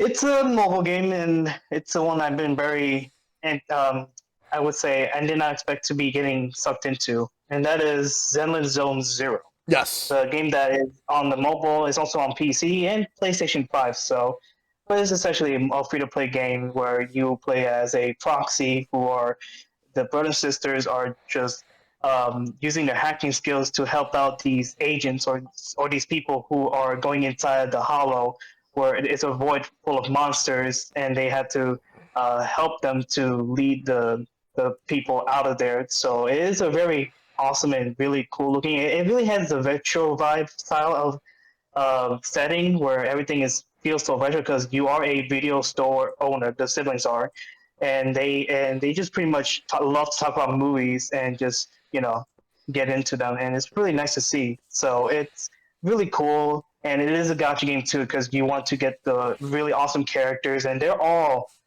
awesome and just fun to play as, especially with the Yavi that just came out recently, like Ellen, the Shark Girl maid, and my favorite would be Zujan, the policewoman. So everyone is fantastic to play as, and they all have their amazing flips and kicks, and the animations of the game is so wonderfully amazing. Like MiHoYo knows how to make animations of the games look so vivid, and they made this game pretty much the top tier of how animations work because they use rubber hosing where everyone feels like they're stretching their bodies all over the place, and they feel so alive when you watch them fight. Yeah. And I say they did a top-notch job with it, and even the music too. The music is also good too. So yeah, I say that game is really good to play in my opinion. Number 4 would be Super Monkey Ball Banana Rumble. Yep. That game was really great. It's a new Monkey Ball ever since the recent one. I mean, I wouldn't count Banana Mania as the next one because even though that one is just a remake of the old ones, which I was very happy that they did because we would definitely need a Monkey Ball to come back to revive itself. And now we got a new game since the last one, which was on the Wii U with the Steppenwolf, if I remember correctly, but I could be wrong. I don't know if there was another one after that, but yeah, like that was a game that people did not remember, but we wanted a new and fun and challenging monkey ball game, which they did deliver on Banana Rumble, and it is amazing, but it's also very hard too because my God, they made the levels challenging, like in the later levels, the later worlds, because now there's like how many worlds out there, and they even give you extra ones if you finish the game, and they are seriously tough. Like you would die a lot, like you would do in the old monkey ball games, and it would just make you feel really satisfied when you're about to finish it. And there's even more things to do with it, like not just to beat the level. You had to do challenges with getting into the goal as fast as possible, collecting a certain amount of bananas, or getting the golden banana that are hidden somewhere in the level. Yeah. And even the new move, the spin dash, which they can say that it is Sega, so they can say that for their game, even if it's not Sonic. The spin dash, it is a wonderful mechanic that uses without even needing to use a jump, because the jump mechanic back in the banana blitz, that was something that it felt like it was breaking the game and made it not so much fun because it just makes the game easier, like way easier. But the spin dash makes it feel like you can just get through the level as fast as you can, but it doesn't really feel like it is easy to use it, because it is still difficult to use it, because you would have to find a way to get around a level with using the spin dash to try to get over obstacles, and it just makes it more fun and challenging to use it for. So it is really fun. So I would say that game is really good. And even they have battle modes in there, which are not all great, but they are fun. It's just I wish they would have had it with better FPS, because the frame rate is a little janky when you play multiplayer, because they still haven't gotten that issue fixed out. So, but hey, it's still fun. It's still fun to play. And now the third game, it is Super Mario Party Jamboree. Yes. Really fun. I cannot believe we were going to get a Mario Party game with the Super name involved, because we never thought they were going to do something again like that. But honestly, it feels like a brand new Mario Party altogether. Even if you don't have the Super involved, it just feels like a brand new Mario Party that we've been waiting for years. Yeah. Like, we have new boards, new mini games, and they're the largest for the series right now yet. Like over 110 mini games. Like, that's a lot, because I barely remember about the older old Mario Party games where they say, "Oh my God, they have this many mini games," and this one here has more than what we would even play for in than the old ones. So it is very good. We got the characters that we can play as, with Bowser being back. We got Spike in there. We got Ninja, and we got Pauline this time, which is very good. I mean, I'm like, whoa. Okay, keep it up, Nintendo. Do that. Oh, and yeah. the boards themselves are freaking awesome. I mean, I'm glad to see that I got some 2 returning ones, which I wish they would have done more. You know, like I would love to see Deep Blooper C from Mario Party 3, or maybe something from Mario Party 4. Like it's debatable, but you know, I would love to see some more boards from old ones. But the newer ones were very, very good. I love Mega Wiggler's Party. I love the racing one. Forgot the name. And what's it called? I do like Bowser's Keep. I was trying that out, and I do like that board a lot. So, but yeah, those were really good boards, and the minigames are very fun. And even if even the motion ones that, you know, there are not that many in this one, but they are really fun for me to play with, I would say. And I don't mind playing them with anyone who wants to play with them. But we usually just play with just normal controls with buttons, which is pretty good. So, but yeah, like the content in this game are honestly pretty good. Yep. I mean, it would be great to have DLC for the game, but who knows for a Mario Party game, because we barely or never even got DLC for Mario Party ever, honestly. Yeah. But you know, Then again,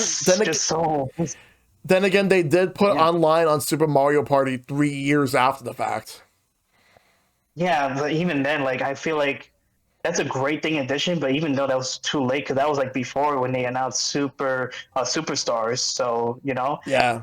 But even then, I mean, I'll take that, but I'm just meaning like it would have been great to have like new boards, new mini games, or new characters even to have an addition in the game for those, you know. So, Yeah. but hey, Jamboree did a great job for the base game in general, and I think it's enough for people to come back, play for more, and just have a good time. I mean, hell, I don't mind like if I even lose a lot in a game like with my party or win a lot, I honestly don't matter for me because I just love to play games with friends because we all have a laugh. We might cry, we angry each other, we want to grab their necks and go. "Ah!" But hey, I mean, I don't care.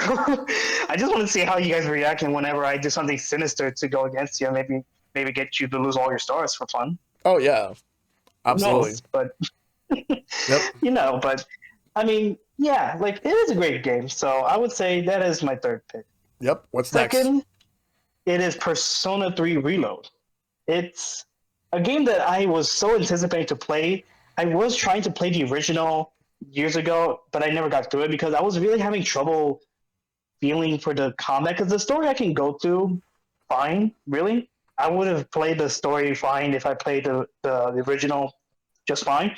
Yeah. It's just that the gameplay for the original was a bit janky and it was very old. But hey, I mean, I could have just modded it and make it better, just like how the new games felt like. But it would have been fine. But hey, I played Reload, and wow, it is something I never thought I would feel for because the game is centered around with, I guess I would say, sadness in a way, but it is like because each games have their own themes and such. But this one where you have your persona summoned by using a gun in your head, because back in the day the game was very different for how it feels for different gameplay wise and the themes, because back then the old days of gaming were just hitting different for everyone, and we never thought with a persona game like this we'd just go use our gun to go to summon our personas like that, and it is wild to me. But even then the gameplay, the themes, the characters, everything are all amazing, fantastic across the board. It took me all month to beat it. I played nonstop because I want to see how the story evolves, getting to know the characters, the side characters, to increase your social links and just helping with their problems and such. You want to see how it goes to the end when you want to help them out. It is amazing, and man, and even the music too. I mean, they're beautiful. Mass destruction, the main thing is amazing. Oh my god, it's so beautiful. And even when you strike the enemy, the music changes too. Those are good too. Those are really fun to listen to. But yeah, like I'm not gonna spoil the story obviously, because I mean the story itself just made me really feel something, because it really makes it feel about life in general, I would say. And it just, I would say, if you play the story through it from the beginning to end, because the beginning will feel pretty good, and then it changes, and then throughout the story, it will make it feel like something is going wrong, and you will have to see for yourself to see what's going on, because it gets really crazy, and I mean it, and I'm not joking, not exaggerating. It gets really crazy. So I would say play it if you haven't. I mean, I played it; it was very good. So yeah. But yeah, it's really good. So yeah. Now the number one for me, and it's something I was really tempted to think about because the other games I played, they're really good. Like honorable mentions, for instance, like Dead Rising Deluxe, which is a remaster or remake of the first Dead Rising game. I'm glad I'm glad Capcom gave it a chance to bring that game back because I love Dead Rising, and I hope to see more Dead Rising games in the future. So I would like to see that more.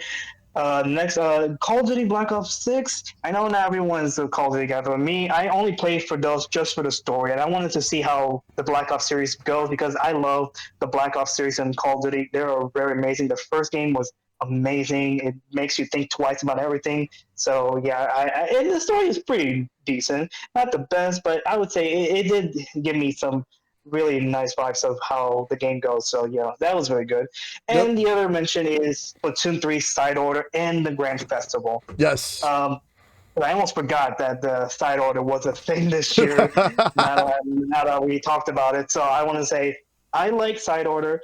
But I'm a little iffy about it. It's on some things, but the thing is, I loved how the roguelike element is in this, and you would think about how to go through the tower and how you strategize yourself with the chips and what weapons you want to use. So I like that, and I even love doing the challenge where I just go in with no hacks, no anything, just trying to go in blind, just trying to challenge yourself with nothing attached to you, I guess. So it's just to see if you can do it all with no help. So that's what I did, and it is very challenging to do that. By the way, it is super hard. So yeah, and the Grand Festival, I love it.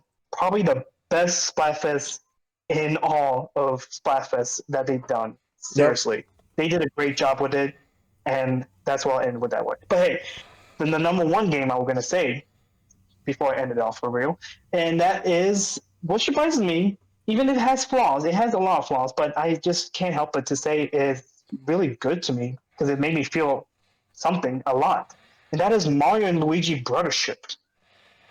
Like, ever did I ever think about a Mario and Luigi game like this to make me feel like I feel like I'm bonding a lot with these characters because with Mario and Luigi, I've been hoping for a new one for so long, and it came to see a new team that developed with the Octopath Traveler games that they're doing with this one, and it surprised me because we saw that Alpha Dream close down, and I Yeah. was like, "There's no way they're gonna make a new one ever since." But no, Nintendo says we're not gonna let this die.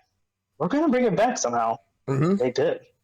So yeah, Mario and Luigi Brothership, the brothers are back, and now They they're in are. a strange new world where they're in a vast world of Concordia inside of a big ship, an island ship, Yep. and they have to connect the worlds together to get everyone together in order to bring back the world that was once lost. Yes. And yeah, and the gameplay is amazing. It's Mario and Luigi. Like if you know Mario and Luigi, it's just a turn-based RPG game where Mario and Luigi battle out with their turns, and you get to see some spectacular, awesome attack moves, and especially the Bros attack. I think they did a phenomenal job because they made it feel like each of the attacks are cinema. No joke. They feel like they up the quality and the animation of how each of them perform. It is so cool to see. Even if you just want to look up on YouTube to see how they perform, you would like to see that too. I love how they do in this one. And then there is the characters with all the Concordia people. We see Mario, Luigi, and even some of the other characters from the Mushroom Kingdom that came in, even with Bowser, Peach, Star was there, and you would know Star was there too, obviously. And then there is the new characters, the new villains, the Extinction Corps, those dumb-witted guys that want to stop Mario and Luigi to stop with the success of getting Concordia back together, and the main villain Zocket. Wow, he is intimidating, but I won't go in further for that because story spoilers will not be heard. Yes. But one thing I want to say is that I will say the glaring issue for this game for me was the pacing. It felt like they should have ended hours ago because they've been stretching the game a lot with this one, with so many things that felt like they shouldn't be there because they want to say something for the story. And I understand that, and I'm willing to be patient and go along with it. And I know that not many people would like that because they don't like to see things that should have ended or things that should have been cleared hours ago because it is there, but I think that people should just give it a try, even if you're a Mario and Luigi fan, because it is long. It's probably the longest Mario and Luigi game ever. I would feel like because this game did take me, I would say, 50 to 45 hours so around. It did make me go right there, but I would say go for it because I think the ending for me makes me really feel amazed. I feel thrilled, and I feel sad too because Yep. of what they did with it. And I mean, I feel sad because with these people that you're saving with Concordia, I think it made me feel like we are bonding Yep. together, and I wanted to bond with them even more, even after the game. But things Yep. got to end. So it's really crazy how I felt when I finished the game, even if the flaws made me feel like I wish this game would have ended. But at the same time, I felt like I wish I would have gone with a lot with these people. Yep. So I mean, it's just amazing. I It's mean, sure, it may not be the best story, but hey, it's just something that got me in this game. It's just I don't know what. Yep. Like I will say this though, like, because this is the very first ever home console Mario and Luigi game. Like, I know that this is with a new developer, and I know that they're more used to console games. So, I do hope that they take what they have with this game and use it as a template for future games to see just how much they can improve. They could fine tune like a lot of things with pacing and all that, because I know pacing is like the biggest complaint that a lot of people have more than anything. But but I feel like this is a really nice template, and it's really great to have a return to form for the series, because I know like the last couple of games were like, I know people, Dream Team was mixed, and then people did not like Paper Jam. So this one, like a lot of people really wanted to see just how it was, and it's a return to form, but hopefully moving forward, we'll see just what they can do. I hope that this is the return and not just like a one-time thing. Yeah, and then let me tell you, Dream Team has this issue too because of the same thing that Brothership had, but I feel like Brothership did it a little worse because Dream Team did have pacing issues as well because of some things that felt like it took too long to get certain things to move on. Like they were trying to collect some things, and then the story just felt like, oh, we gotta stop it right there. There's some tutorials you need to know because there's some things you haven't know. And because the game felt like it was too hand-holding in Dream Team, but Brothership made it better with the tutorials because they just put up a text saying, okay, here's how you do this. Okay, you got this? Okay, now go off. So they don't stop you for that. They just want you to read a text and say, do this, go. They don't hold your hands for a Brothership. They actually let you go and do what you do, and they did it well with that. But the pacing issue was a glaring flaw, and I think it would put off a lot of people for that. And it sucks because I feel like with this story, it really engaged me to continue because I wanted to save these people so badly. I wanted to get these people's home back together, and even the cutscenes are great too. Like you'll see how they amped up with the quality with the cutscenes in certain aspects. They did a great job there, and the music. The great thing I like is just the battle theme, but I feel like it is not as good as the original because it was I forgot who was the composer that did all the games. Yoko Shimomura did like everything except for this one, because I believe that this game was in development at the exact same time as the Super Mario RPG remake, which she did the soundtrack for that one as well. Yes, so I felt that way because she did a great job with all the Mario and Luigi games, and they were really great. And honestly, with Brothership, with having another composer to do the song, he did not. I would say no. Let me rephrase that. He did a really good job. I wouldn't say it's the greatest, but he did a really fantastic job with the music in this one. I mean, I love some of the renditions that he did with some of the classic Mario songs that he did in this one, and they refined it and make it more amazing and epic sounding, and it is so good to hear. So I would say the music is great in that one. But yeah, Brothership to me, I mean, hell, I don't know if it will change my mind for being the best game of 2024 when I play other games like maybe Metaphor will change my mind. Who knows? Because I want to try that one. Or FF7 Rebirth or Balacho. I'll play those games eventually. Yeah. But I would say Brothership is probably my 2024 right now. And it just because it makes me want to bond with so many people. It makes me want to have a good time. So it is so amazing. And, like the ending just wowed me. Like, I'm not joking. It wowed me. It would probably rival Bowser's Inside Story. I'm not joking. It made me feel like it could compare with that and say maybe one of these games could be better than the other. So I don't know. It just makes me think Bowser's Inside Story could have a competition between with Brothership. But I mean, that's just me. But okay, it's just me to say that. So, but yeah, it is my 2024 list. So that's all I gotta say. So thank you for having me, man. Hey, no problem. Thanks for coming in. That was a really good list of games. But yeah, Thank you. I will definitely talk about Brothership later on. But up next, the next person that I have to join in for this right now is going to be Azran. I'll go with you next.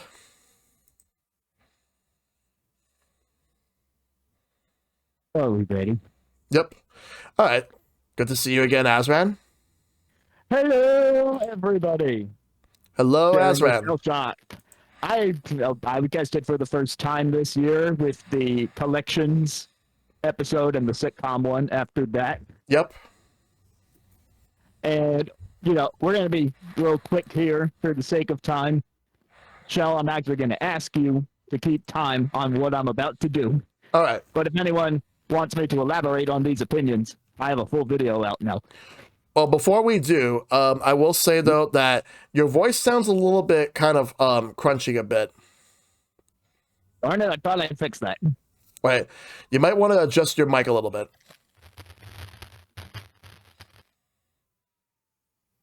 All right. Adjusted in what way? Okay, it's actually sounding better now. Better. Okay, I just have to hold it really close. All right. Yep, you're good. Great. Okay, so welcome to You Know the Game. Yep. Say when, slay when, that poor hamster. No, we're not going to get to all these categories, so Shellshock, when my time runs short, I need you to be the one to pick the Shellshock's closer category. All right. And I have structured this as a little game. The chat and the other people in the voice call are free to play along. All right. Shellshock will pick a category. I will give some hints about what the game is that I played this year, while also throwing in my criticisms of it, my praise. And we'll see if anyone can figure it out. Alrighty then. All right. Let's start with Slay When. All right, well, just Slay When. This is a pretty underrated game. First, I want people in the chat or the call to imagine Phoenix Wright goes on vacation. Just give anyone an idea. I think I know exactly what game you're talking about. Yep. Well, out those guesses. So it's don't everyone speak up all at once. Yep. If I have to take a wild guess, I think it's going to be the Apollo Justice Ace Attorney collection. I can see how I led you to believe that, but no. It's not Edgeworth either. Noble Boy in chat says Miles Edgeworth. It's not that either. The Phoenix Wright thing is a very loose clue. So, okay, my actual praise for this game, your second hint, this is a game that I played, and it combines elements of Persona with 3D Zelda, but like pre-Breath of the Wild. And by the way, the category names are also slight hints. There is some slaying happening. Is it Metaphor? Ooh, great game, and everyone who loves Persona 3 Reload should play that one, because it's really the culmination of all the Atlas RPGs. Got a class system, and the press turn system from Shin Megami Tensei, and social links from Persona, but no. I was about to say, I forget if it was an Atlas game, but there was a game that got announced like a year ago, and I think it came out this year, that had the premise of like starting out like a Danganronpa game, but the game gets canceled extremely early on, and it like swerves into like a different sort of vibe. I have no idea what the name was though. Yep. Noble Boy says Unicorn Overlord, and TN Angelic says a nice strategy game with a great art style and soundtrack, but no. Slay the Spire 2? Not out yet. Yep. Let's see. So I'll make one more guess. Let me see. Man, this is tough. It's honestly really tough. A lot tough. This on Xbox Game Pass. Xbox Game Pass, huh? I think it's on Steam too, but I played it on Game Pass. All right, yeah. Is it Raincode? No, I hate that game, and that was a different year. Oh wow. Okay then. All right. Well, we were looking for Dungeons of Hinterberg. I actually never heard of that game. Me neither. It is a nice little dungeon crawler where in between going around dungeons or exploring the overworld, you can pick townsfolk to hang out with, level up your social link, and you get tangible rewards just like Persona and Metaphor. You get magical skills in each area that are used to puzzle solve in dungeons, but also in combat. Yep. It was surprisingly fun for me. Yep. All right, so it sounds like we need a new category. Yes. Let's go with Animal Buddies. Animal Buddies. This is the game I spent $560 on. Is it Astrobot? It is, and Nostalgic Alchemist got that too. Yep. I bought a PS5 because I just couldn't stand the idea of not playing Astrobot. Yep. My other hint was that you search the universe for game-loving friends because of all the bots representing the IPs. But really, it's just a great platformer, great sound design that even makes use of the DualSense unique features. It like lights up rainbow when you finish a level. You have the ship vibration with the haptic triggers. Yep. So really fun stuff there. Next category. Yep. And does Nostalgia Alchemist get a banana for winning? I don't know how to control that, but sure. Awesome. Oh, banana. Yep. All right. So next up, we're gonna. Funny enough, when I saw Animal Buddies, you wonder what game I originally thought it was going to be before it ended up being Astrobot. Was it Animal Well? There was either that or Pal World, but I was gonna say Pal World as well. Or Animal Well would have been a good choice too, but Astrobot's a really good choice. Yeah, all the power ups are like Animal Buddies. But next up is going to be. But next up, I'm going to go with That Poor Hamster. Oh, That Poor Hamster. This game is one of my top narratives of the year, just so people know why it's on here. And in this game, all you do is watch things happen. Watch things happen. Watch being the key word. Oh God, there was a. I love Pokemon Channel, but it's 2024.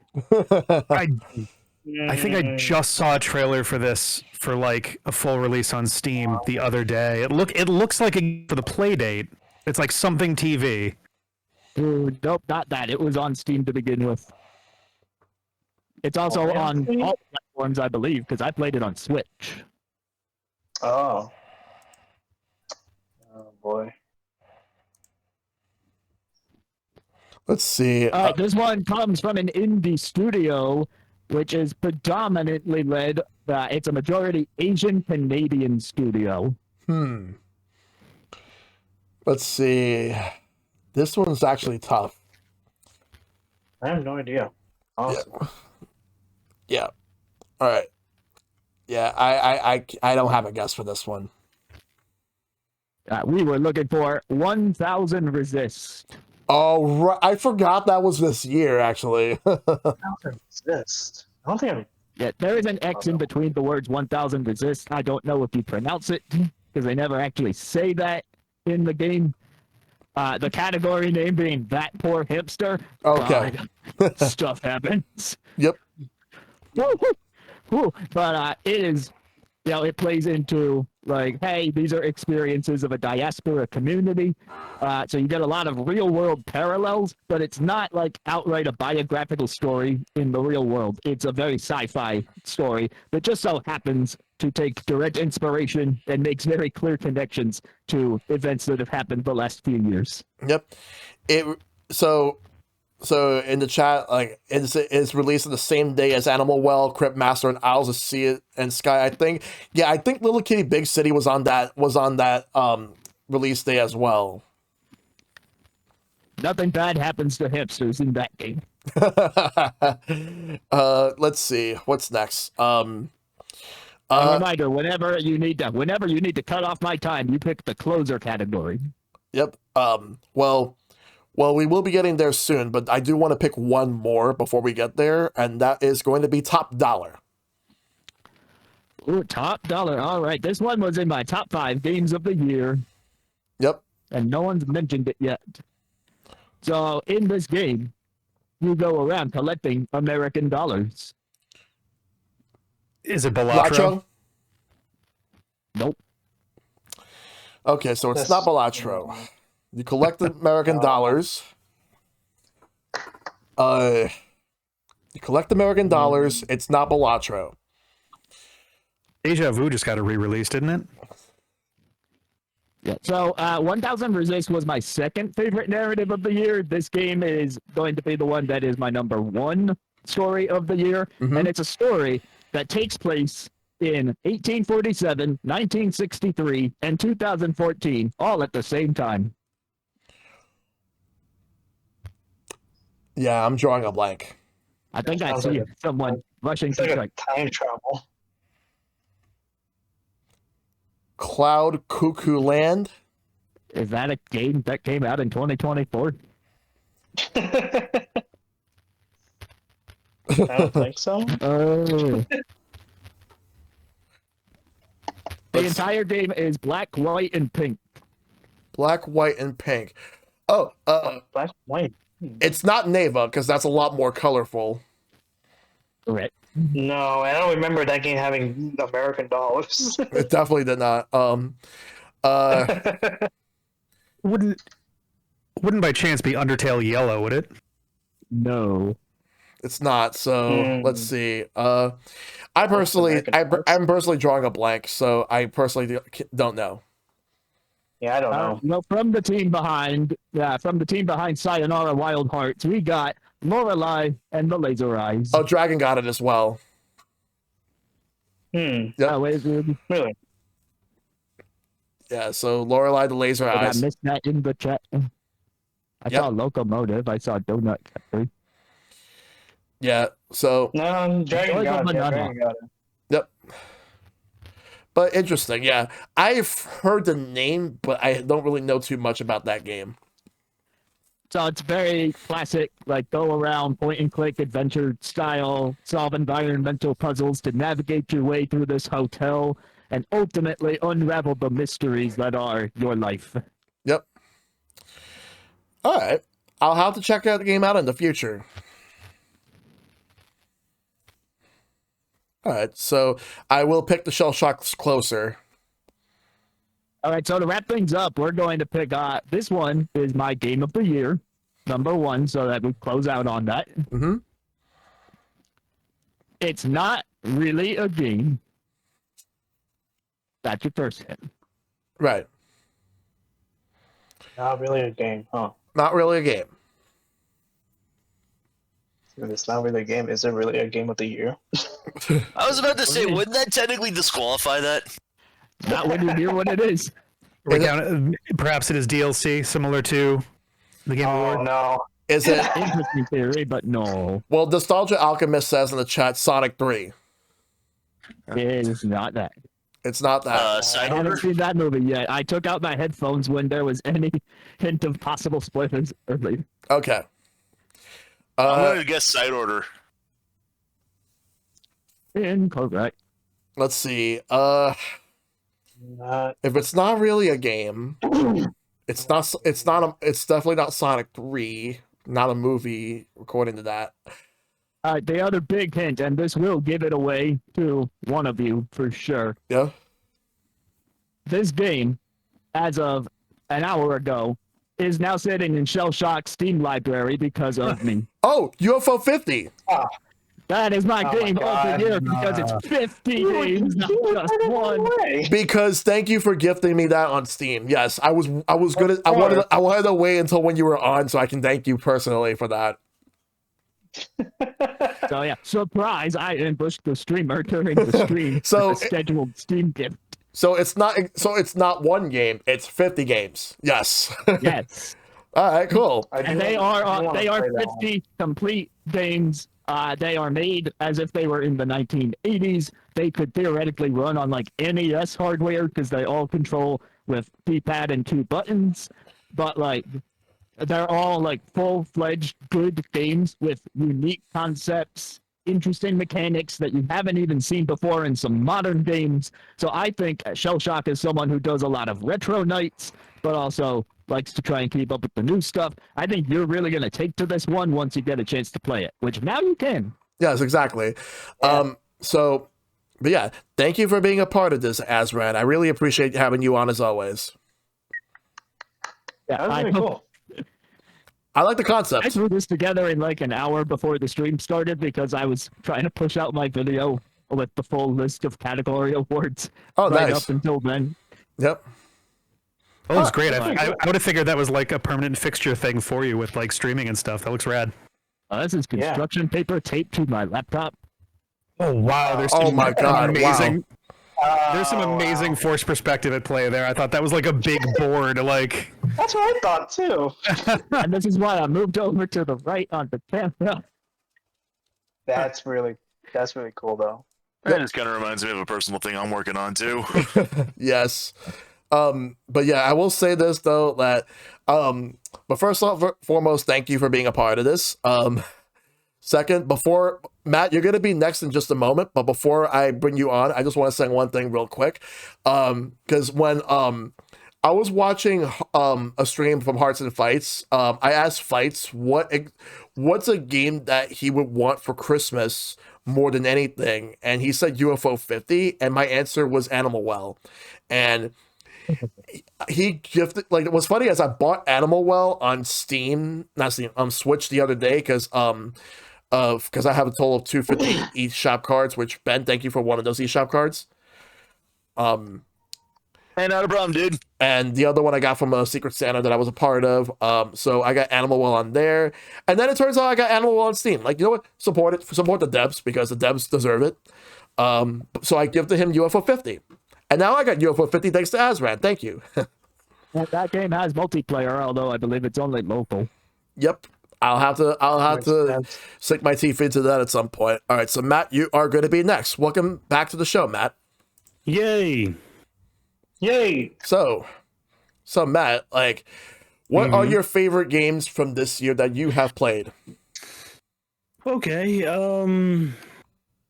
I guess 3 that came to mind. Darn, I really wish I did play Zelda before going on this talk show. I'll get around to Zelda next year. 3 of them are, I guess, in ascending order. I only have 3, really. I'm a little behind on my game playing.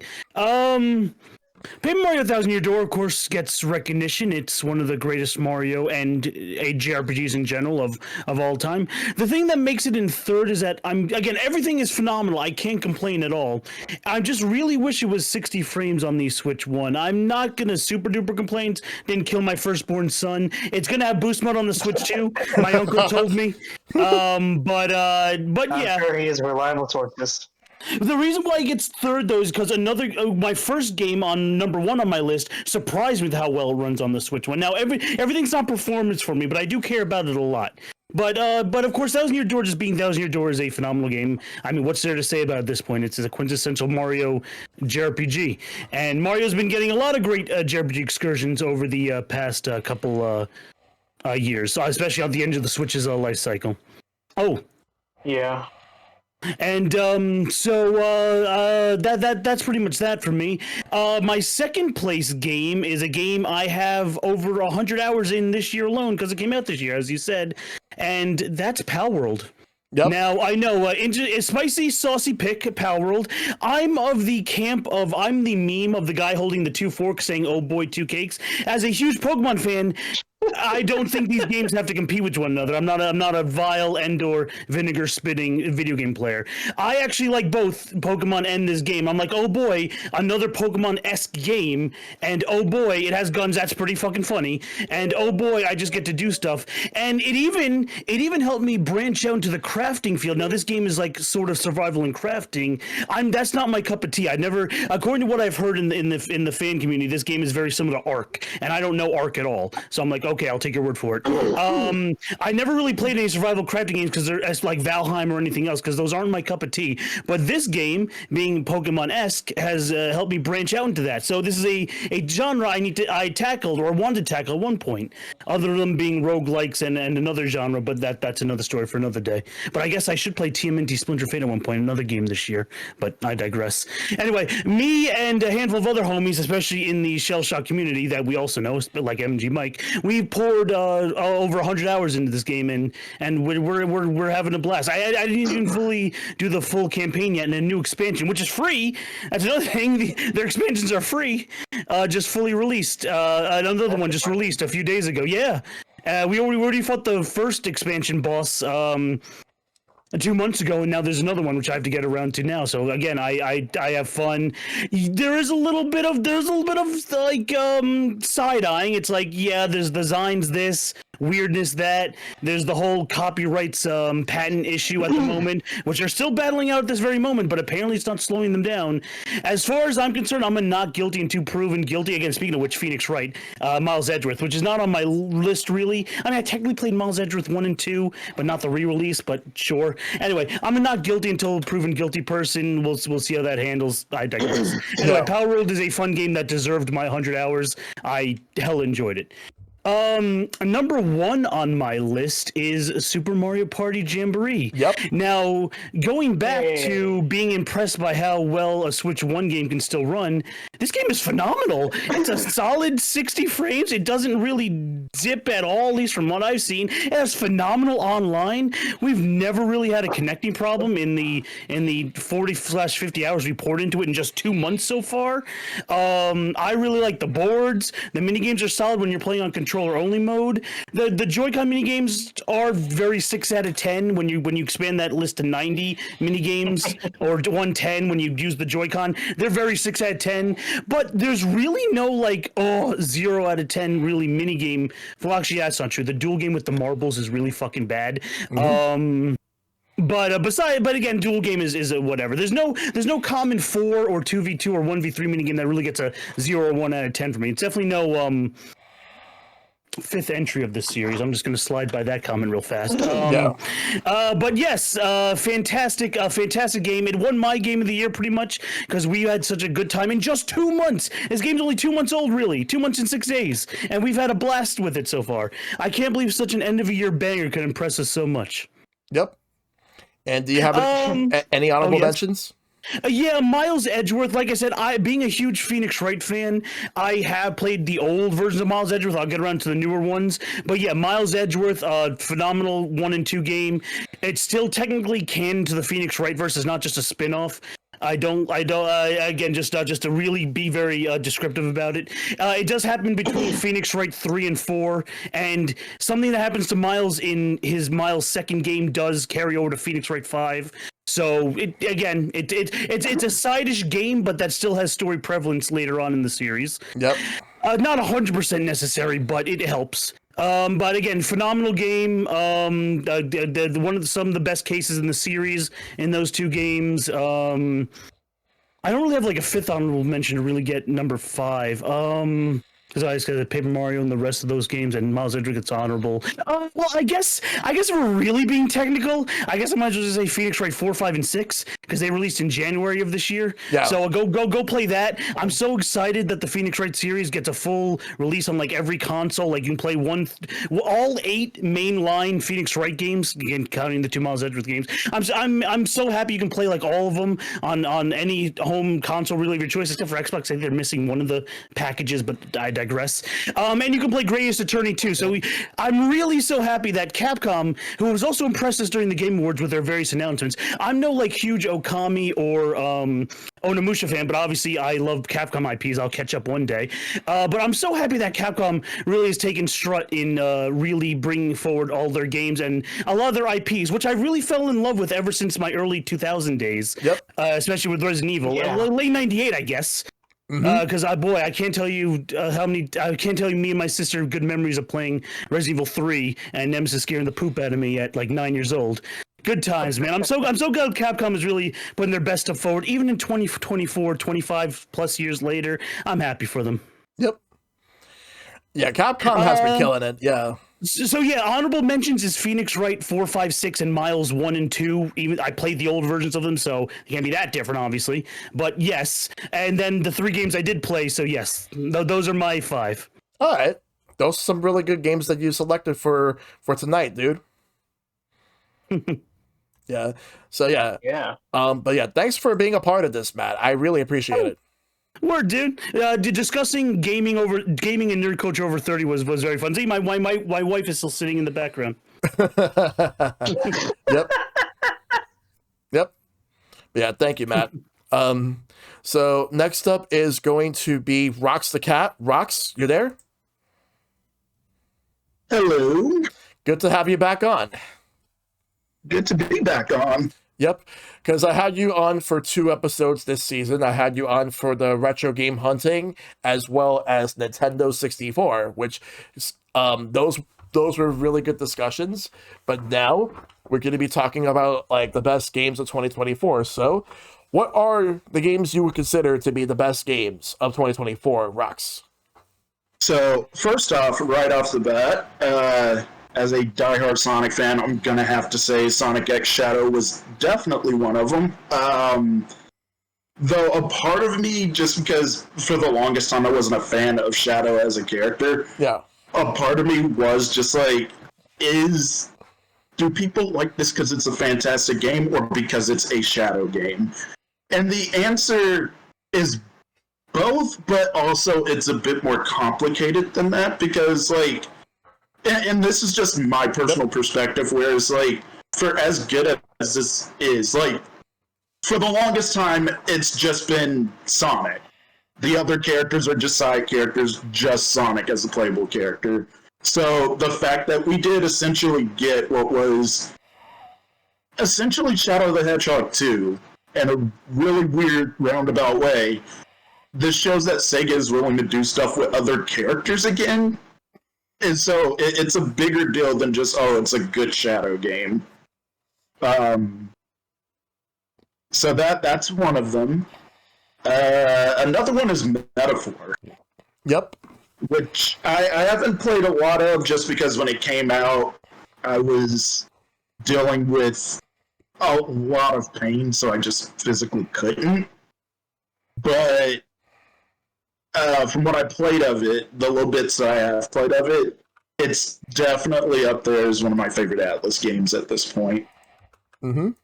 And I was struggling to come up with like some more of my favorite games. I mean, I could just throw Astrobot out there. It's a fantastic game. Probably the only game I actually did 100% this year. Yep. And TMNT Mutants Unleashed, which acts as a follow-up to the movie Mutant Mayhem. Yep. I know that like overall is considered to be mid. I kind of like it because it does something that other Turtles games have never done before. As far as I know, I haven't played every Turtles game, so you could feel free to correct me if I'm wrong. It's a hack and slash, sure, but instead of it being like level to level, it's instead in between levels. It's more akin to Persona, where you have downtime where you can build up like bonds with other characters and stuff to maximize like your perks and whatnot. Yep. And you have like a certain amount of time to beat the main story mission, and if you miss the deadline, you get a game over. So I just think it's interesting that we have a Turtles game that takes from Persona of all things. Mm-hmm. Another one of my favorite games from this year is it's Critter Cove, which is a cozy Animal Crossing-like game. Yep. That's open world. It's all about traveling the sea and whatnot. And I'm sure I'm missing... Oh, Penny's Big Breakaway. Yes. Even just the soundtrack alone is fantastic, but it is T-Lopes. It is, yes. So that's basically it for me, actually. All right. Well, those are some pretty good picks that you got there, Rox. Thank you for that. And Penny's Big Breakaway is a really fun game. Oh, it is. Especially if you're a fan of like the Sega Saturn era of video games, you're gonna love this one. Yep. All right. Well, thank you for coming in, Rox. Thank you for having me. Now, I am going to bounce just in case the tornado warning gets worse. Stay safe out there, dude. I'll do my best. Happy holidays, everyone. Yep. See you in the next year. Yep. See you in the next year, Rox. Next up is going to be Jeremy, the Nostalgia Alchemist. Hi everyone, how are you? I'm doing good. How are you doing tonight? Hi Shellshock, my friend, how are you? Good to see you. Happy Decemberween. Happy Decemberween to you too. Thank you. Before I start, for those of you who have not seen my fotch before, my name is Jeremy. I'm the Nostalgia Alchemist, and I'm always here for whenever you remember why. And when you come to my place on Twitch, it's where we glance back to focus forward to bridge generational gaps through all things retro and wonderful. Classic. It's a great place to be. Yep. I'm very blessed to be able to do it. And this year, my son was able to come with me to the Long Island Retro Gaming Expo and meet some of the wonderful people who you saw here tonight. And he had a blast. It's been wonderful. So, Shell, thank you again. And Matt, and also to Hito and Maple, thank you so much for being so kind to him and being so approachable and talking games with him. It's a day he's not going to forget for a long time. So I really appreciate it. No problem. No problem. It was really good seeing you in person, dude. Yeah, same. That was awesome. And we're going to definitely do it again soon. Now, to the task at hand. Oh, I'm sorry. Yeah, absolutely. Of course. To the task at hand. I do not believe in best. No. So I'm going to discuss my favorites. I think that bests are relegated to genre, to types of gamers, and so I'm gonna kind of keep to what my usual flair is for every year that I'm graciously offered to come on to do this with.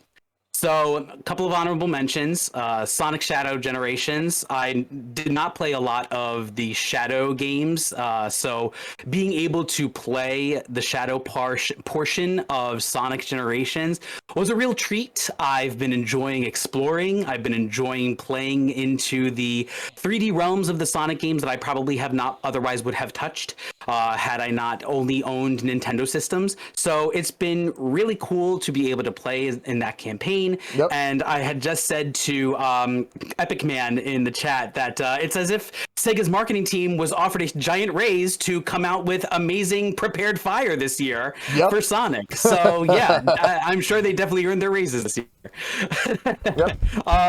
So yes, that's one honorable mention. Another honorable mention would be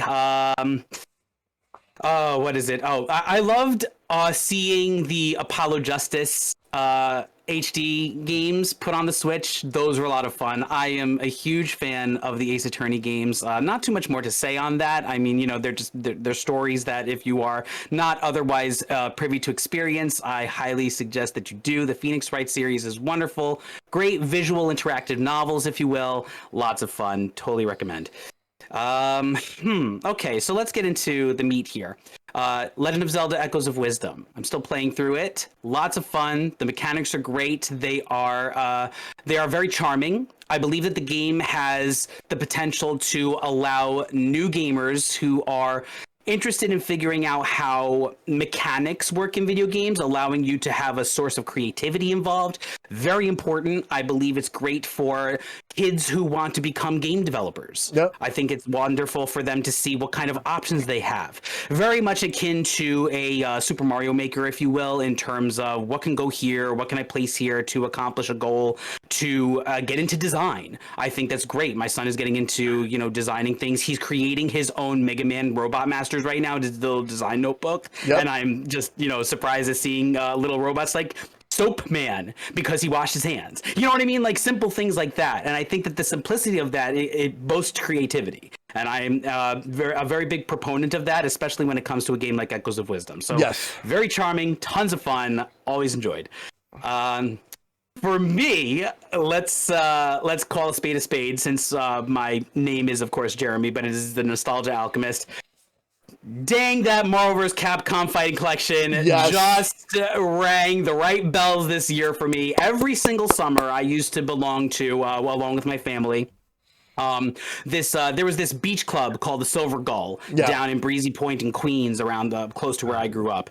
And every summer we would have either the newest edition of the arcade cabinet come waltzing in, and so every summer I would drown my parents' quarters in debt every summer, playing all of the different iterations that came rolling through. So to be able to have 2 arcade sticks and be able to play side by side with my son, Marvel vs. Capcom Fighting Collection, definitely close to the top of my list this year. As you can tell, a lot of what I'm discussing talks about just seeing, being a parent and how that kind of gameplay attaches to how I see gaming now. He had a wonderful opportunity, because I do Extra Life every year. He had a wonderful opportunity the week after the 24-hour gaming weekend that they offer for all of its participants. I was able to play a lot of different new fun games this year that I had never tried before. A short list of those would be Human Fall Flat, Plants vs. Zombies. I tried Minecraft for the first time.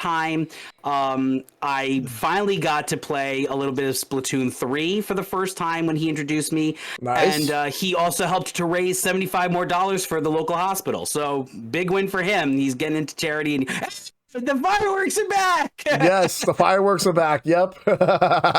This happened during our Nintendo discussion from earlier in the year. Yep, it also That's so funny. And it also happened when we were talking about the gaming magazines. That's right, it did too. Yeah. Oh, that was great. I'm so glad I got to be on that episode, because I was able to show everybody the special magazine that my uncle had worked on in the 80s during the video game crash. That really cool stuff. I don't want to digress too far, but yeah, so Marvel vs. Capcom Fighting Collection, definitely at the top for my favorites of this year. Yep. Now this was tricky. I had almost a tie for my favorite game of the year. So I'm going to give you my runner-up first. And of course, it also links with the special person of the subject matter this evening, my son. It is Nintendo World Championships NES Edition. Okay. Watching my son learn how to play those old games speedrun style is like watching someone try to do their homework, and understanding that once you understand and teach yourself a way that works for you to arrive at the solution was magical to watch. He has problems here and there, in math or whatever, and that watching him play NES Edition taught me how to approach how he does his homework. That I never would have quantified aligning that, but now it's all about how you approach something.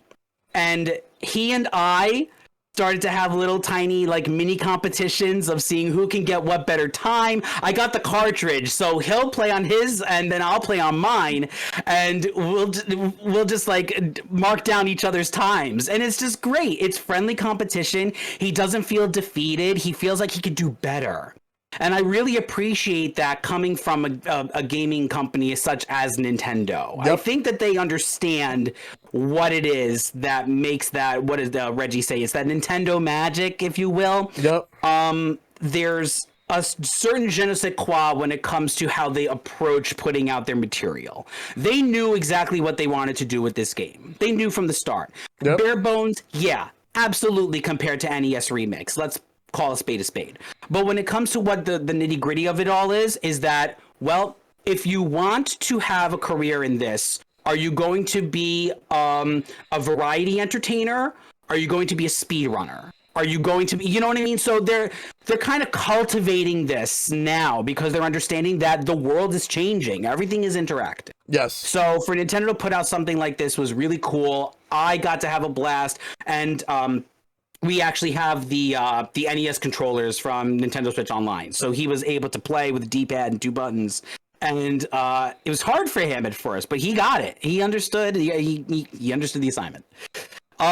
Which brings me, and Shellshock, I don't want you to say it out loud, but considering the trend that I have set every year with coming on to this annually at the end of the calendar year, I could only assume that you might know what my game of the year is. But I will not let you say it out loud. So I will. Right. I already have a good idea as to what it is. So go right ahead. All right. Part of the Gold Series, Tetris Forever. I knew it. So now, every year I come on, I have made the Digital Eclipse Gold Master Series my favorite games of each year. And there is a reason, and that is preservation. The documentary that is included in Tetris Forever really does paint a wonderful picture of not only them looking like superheroes, but also of them understanding that to get this to happen is quite a remarkable feat. The Apple TV Plus movie was great, of course, Hollywood style, you know, they got to include the action and the intensity, no problem. But for them to say that, you know, if you include Mario with Game Boy, you're going to sell to children, but if you include Tetris with Game Boy, you're going to appeal to everybody. Yeah. Now, the lesson learned here is if Nintendo releases Mario Kart 9 with its successor, it will sell to everybody. Yes. This is the world we're living in now. And for me to watch Tetris Forever's documentary and also play the games and the iterations that were included in it, it was wonderful to be able to play the first version of Tetris. Yep. Really interesting to be able to understand that over time, we can improve on something so simplistic that can be played by literally everyone. This is the game that says video games are accessible and fun. Yes. In its basic form, video games can be for everyone. There is this certain air about the gaming space right now where everybody is trying to make their hobby their side hustle.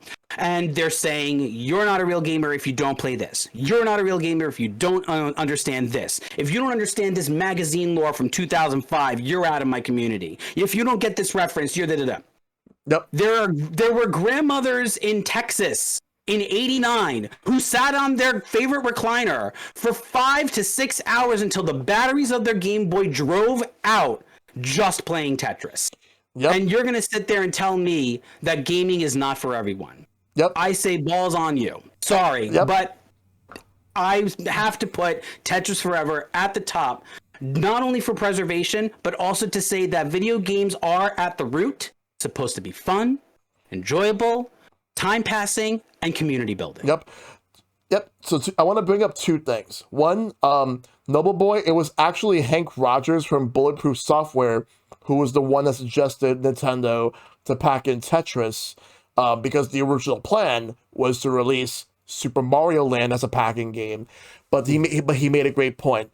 If you pack in Super Mario Land with the Game Boy, then the Game Boy is for boys. But if you pack in Tetris with the Game Boy, then the Game Boy is for everyone. That's the first thing that I want to bring up. And the second thing is that there was a conversation that Shigeru Miyamoto had with former Nintendo president Hiroshi Yamauchi. And he asked Miyamoto, do you think Tetris is a good game? Miyamoto said yes. And then Yamauchi was like, why is that? And then Miyamoto said, because your secretary's playing it. That's right. So, yeah. Right. So, right off the bat, you can see why, you know, it would be a favorite for my year. Now, here's the thing. Before I close out. Mm-hmm. My mother retired from working as a nurse for almost 50 years this year. And I said to her, hey, you know, there's one game that I want you to try, and it's Tetris. Yep. And she's like, I have no idea. I don't know. So my plan is to get a small little, like, you know, one of those My Retro Arcade handheld. Oh, thanks. Yay, Mom. Thanks for the hearts. I want to get her one of those My Arcade Retro things of Tetris and just be like, here, just whenever you get downtime, try it. Just try it. So you know? really quick, that's super beautiful. But have you guys heard the recent article about one of the positive effects on Tetris with certain patients? Yes, I have actually. For those who don't know, yeah, I mean, Jeremy and I have both caught this, but they've actually confirmed that at least for the short term, Tetris has super positive effects for patients suffering from PTSD or CPTSD. Yep. Mm-hmm. So yeah, like even if you're in that moment, playing Tetris can help out. So yeah. I should also like to point out that I was literally playing Tetris 99 during this whole conversation. It's timeless, and I leave it to Jeremy to always bring up the compilations for preservation. So yeah. Yep. And yeah, but you know, it's just wonderfully proves the point. You know, that for it to be a favorite of the year for a game that's 40 years old, I mean, come on, like there's almost no contest. No, for real. But, exactly. But in terms of games I would have loved to play this year, I was just saying in the Twitch chat before that I would love for Astrobot to come to PC. I can't wait to get my hands on that if it does. Because it's just a vibrant, charming looking game. And that's the other thing before I close out. I think a lot of the media that we're receiving nowadays lacks heart. And that heart you can see in Sonic 3. You can see in things like the things that we become nostalgic for. They have heart.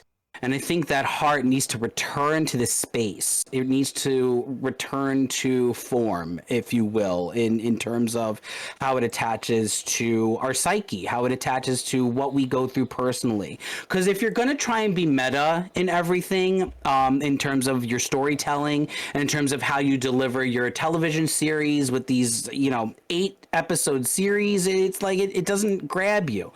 I think that we need to bring back the heart of gaming, the heart of movie watching, the heart of storytelling. And with things as simple as something like Tetris, even Mario. I mean, my son just got Mario Party Jamboree the other day for Decemberween, and he has been playing it nonstop. So now I definitely have to play it with him. But, Mario has that, everybody can be Mario quality, but it gives it heart. Yep. Because there's this, attachment to it that allows you to become the character. So that is my hope going into next year, is that, these big gaming companies will understand that it's not just about the bottom dollar, even though that does, produce the best quality of things, but that heart is so important. And I really hope that we get to see more of that in the future of our chosen hobby and hopefully chosen profession. So thank you, Shell, again. Hey, no problem. It's really good having you on. Always a pleasure. Yep. So before we go with the next person, originally the next person I was going to pick was McPatches, but they had to leave. But they did write down like what their games of the year are, and their games of the year, according to them, was he picked Final Fantasy VII Rebirth, Silent Hill 2 Remake, and Metaphor. For the newer games in general. So while he did enjoy Resident Evil 4 Remake and Baldur's Gate 3, those games were like from last year, but like those other three like were actually games from this year. So yeah, Final Fantasy VII Rebirth is definitely something I still have to play. The same thing goes for Metaphor and the Silent Hill 2 Remake. I've only played the original Silent Hill 2, but yeah. McPatches, I know that you had to bounce, but thank you for contributing to that. I appreciate that as well.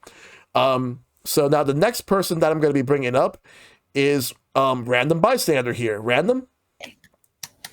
Oh, can you still hear me? Hello? Yes. Hello, we can hear you, yes. Yes. Yes, hello. Sorry. I'll turn back my camera. I am not feeling well, so that's why I turned my camera off. But I'm back, so it's fine. Yep. Video games in 2024, they certainly happened. And while before I say anything, I'm going to do a shameless plug. I made a video of my top 10 Switch games of 2024. If you want more detailed thoughts about that, you can go watch it. It's in my YouTube link. Feel free to do it.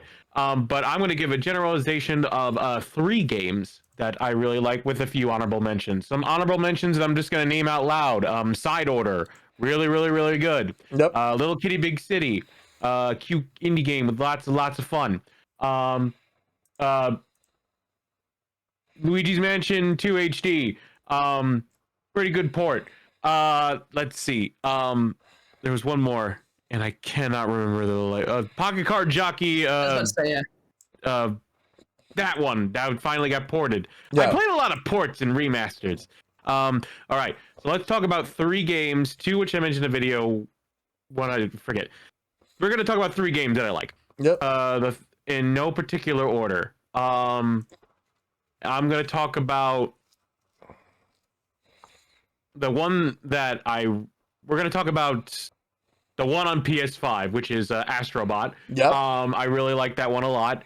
I originally was a Sony kid and not a Nintendo guy when I was a kid, and I never really was satisfied with a lot of PlayStation stuff did nowadays. But when I played Astrobot, oh my god, it was a nice trip down memory lane. It's so carefully crafted, and you could tell they put their heart and soul into this game, and I truly adore it and all that they've done. It's a fun platformer. It's great. It's a blast. Yep. And I not only beat it, I 100%ed the game. That's how much I really enjoyed it. I still need to do the holiday DLC though, because apparently that came out and that looks really fun and really cool. And yeah, it's a great love letter to PlayStation that even if you've played any of the games any of the games in PlayStation's 30 years of history, you'll get some enjoyment out of it. The next game is one that I would say I'm surprised that nobody talked about, but I'm not surprised in the slightest, because this game, it kind of came and went, even though its teaser did certainly make some headlines with Nintendo, because people thought it was going to be something completely different. And then it turned out to be a visual novel.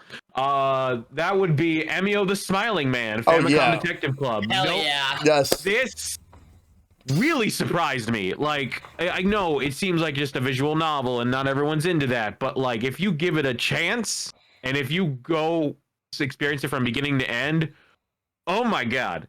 It is a great detective story. You have to like interrogate people, talk to them, think about what you're doing next, and you slowly unravel the story about who the Smiling Man is, how the mystery all connects to everything, who's involved with it, who's not involved with it, and you see slowly see the tragedy of the story itself.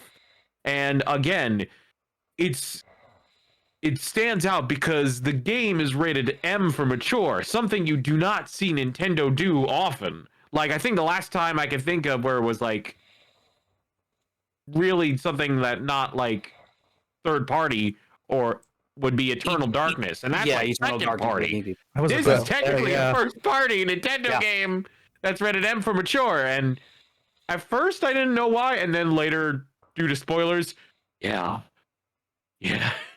There's a reason why it's M. I won't say why. Play the game yourself. You can get the demo of if you want, you can download the demo right now, experience the first 3 chapters, go through it yourself. Even if you feel like you get stuck, play a walkthrough. It's worth it. Trust me. It was one of the biggest surprises I've ever had this year, and more people need to play it. And number 1, no shocking at all. At all in the slightest. You guys, a few of you mentioned it. I don't care if it came out in 2004. It's even better now and on my favorite console. It's Paper Mario: The Thousand-Year Door remastered. I love this game to bits.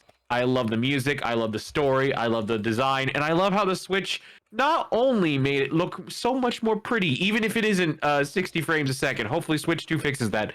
But also, it just... God, they did so much convenience changes that they made so much stuff easier. God, the warp room alone made me just squee in glee because it just saved me so much time. And I just love it dearly. And I could go on forever and ever about why I love Thousand Year Door, but it's already 10:30 and I don't want to keep us here another 5 hours. So I say Thousand Year Door is my game of the year, hands down. I kind of knew that from the beginning as soon as it got announced, but other games had good shots. Yep. All right. And that's all I have to say about that. All right. Well, thank you for being a part of this, Random. I appreciate it. It's a pleasure. I am going to unfortunately probably leave the call and lurk and watch from my bed because I need to sleep off this cold. Get well soon, then. Please feel better. Please. I'm sorry. Please. But you all have a great night. It was great seeing you, Shellshock. I hope to work with you again in the future and talk to you all again in the future. You're all great. Absolutely, Good absolutely. night. Yep. Take care. Bye. Bye. And then you all the healing energy. Yep. All right. So, Rick, you're gonna be next. Oh, I'm so excited because there's something that I've wanted to get into that no one's really gotten into yet, and I have so much to say. I'm going to try to streamline as best I can. So I only have like 4.5 games that I've actually played from this year, but I've got thoughts on a couple others. Also, hello, I'm Rick. I was on a couple episodes this year. I think it was on, what was it, a Genesis episode and a Mega Man episode, I think? Yeah, Genesis. I'm trying to remember. Genesis, Mega Man, Switch, and... oh my god, that's right. And I believe that was it. Yeah, just those 3. I was going to say, like, I don't think I did 4. Holy cow.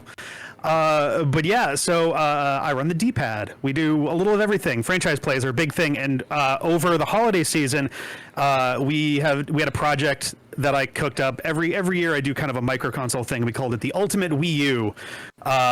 So my brain has been kind of in 2014 more than 2024. The goal of the project was to do a one-off episode of every remaining Wii U exclusive, still playable American release for the console, which, as it turns out, is only 26 games. Everything else was either a port, got ported away, or had a partner release of some kind, whether it was a 3DS release or a different system entirely. So it's been interesting, and there's some games that I had thoughts about that tie in with those. Like, I had never played Sonic Boom Rise of Lyric before. Holy fuck. That game might actually be in some ways worse than Sonic 06, to a shocking degree. But so in college, I got really into the Ace Attorney series. I haven't played any of the re-releases yet. I really want to. The one thing that's kind of kept me away from it, aside from just I don't have time, is I really wish, and I don't think they have this, I assume they don't, I really wish that they had a selector to use the old Game Boy Advance and DS graphics. I love the pixel art from the original games. And the high-def art is nice, and the 3D ones are fine. They do a really good job of capturing that mood, but it's like 98% of the way there, and there's just a little bit of it that I do miss. Persona 3 Reload I haven't played, partly because I only just... I streamed the Persona 3 FES a few years back, specifically from the spring of 2019 to the spring of 2020.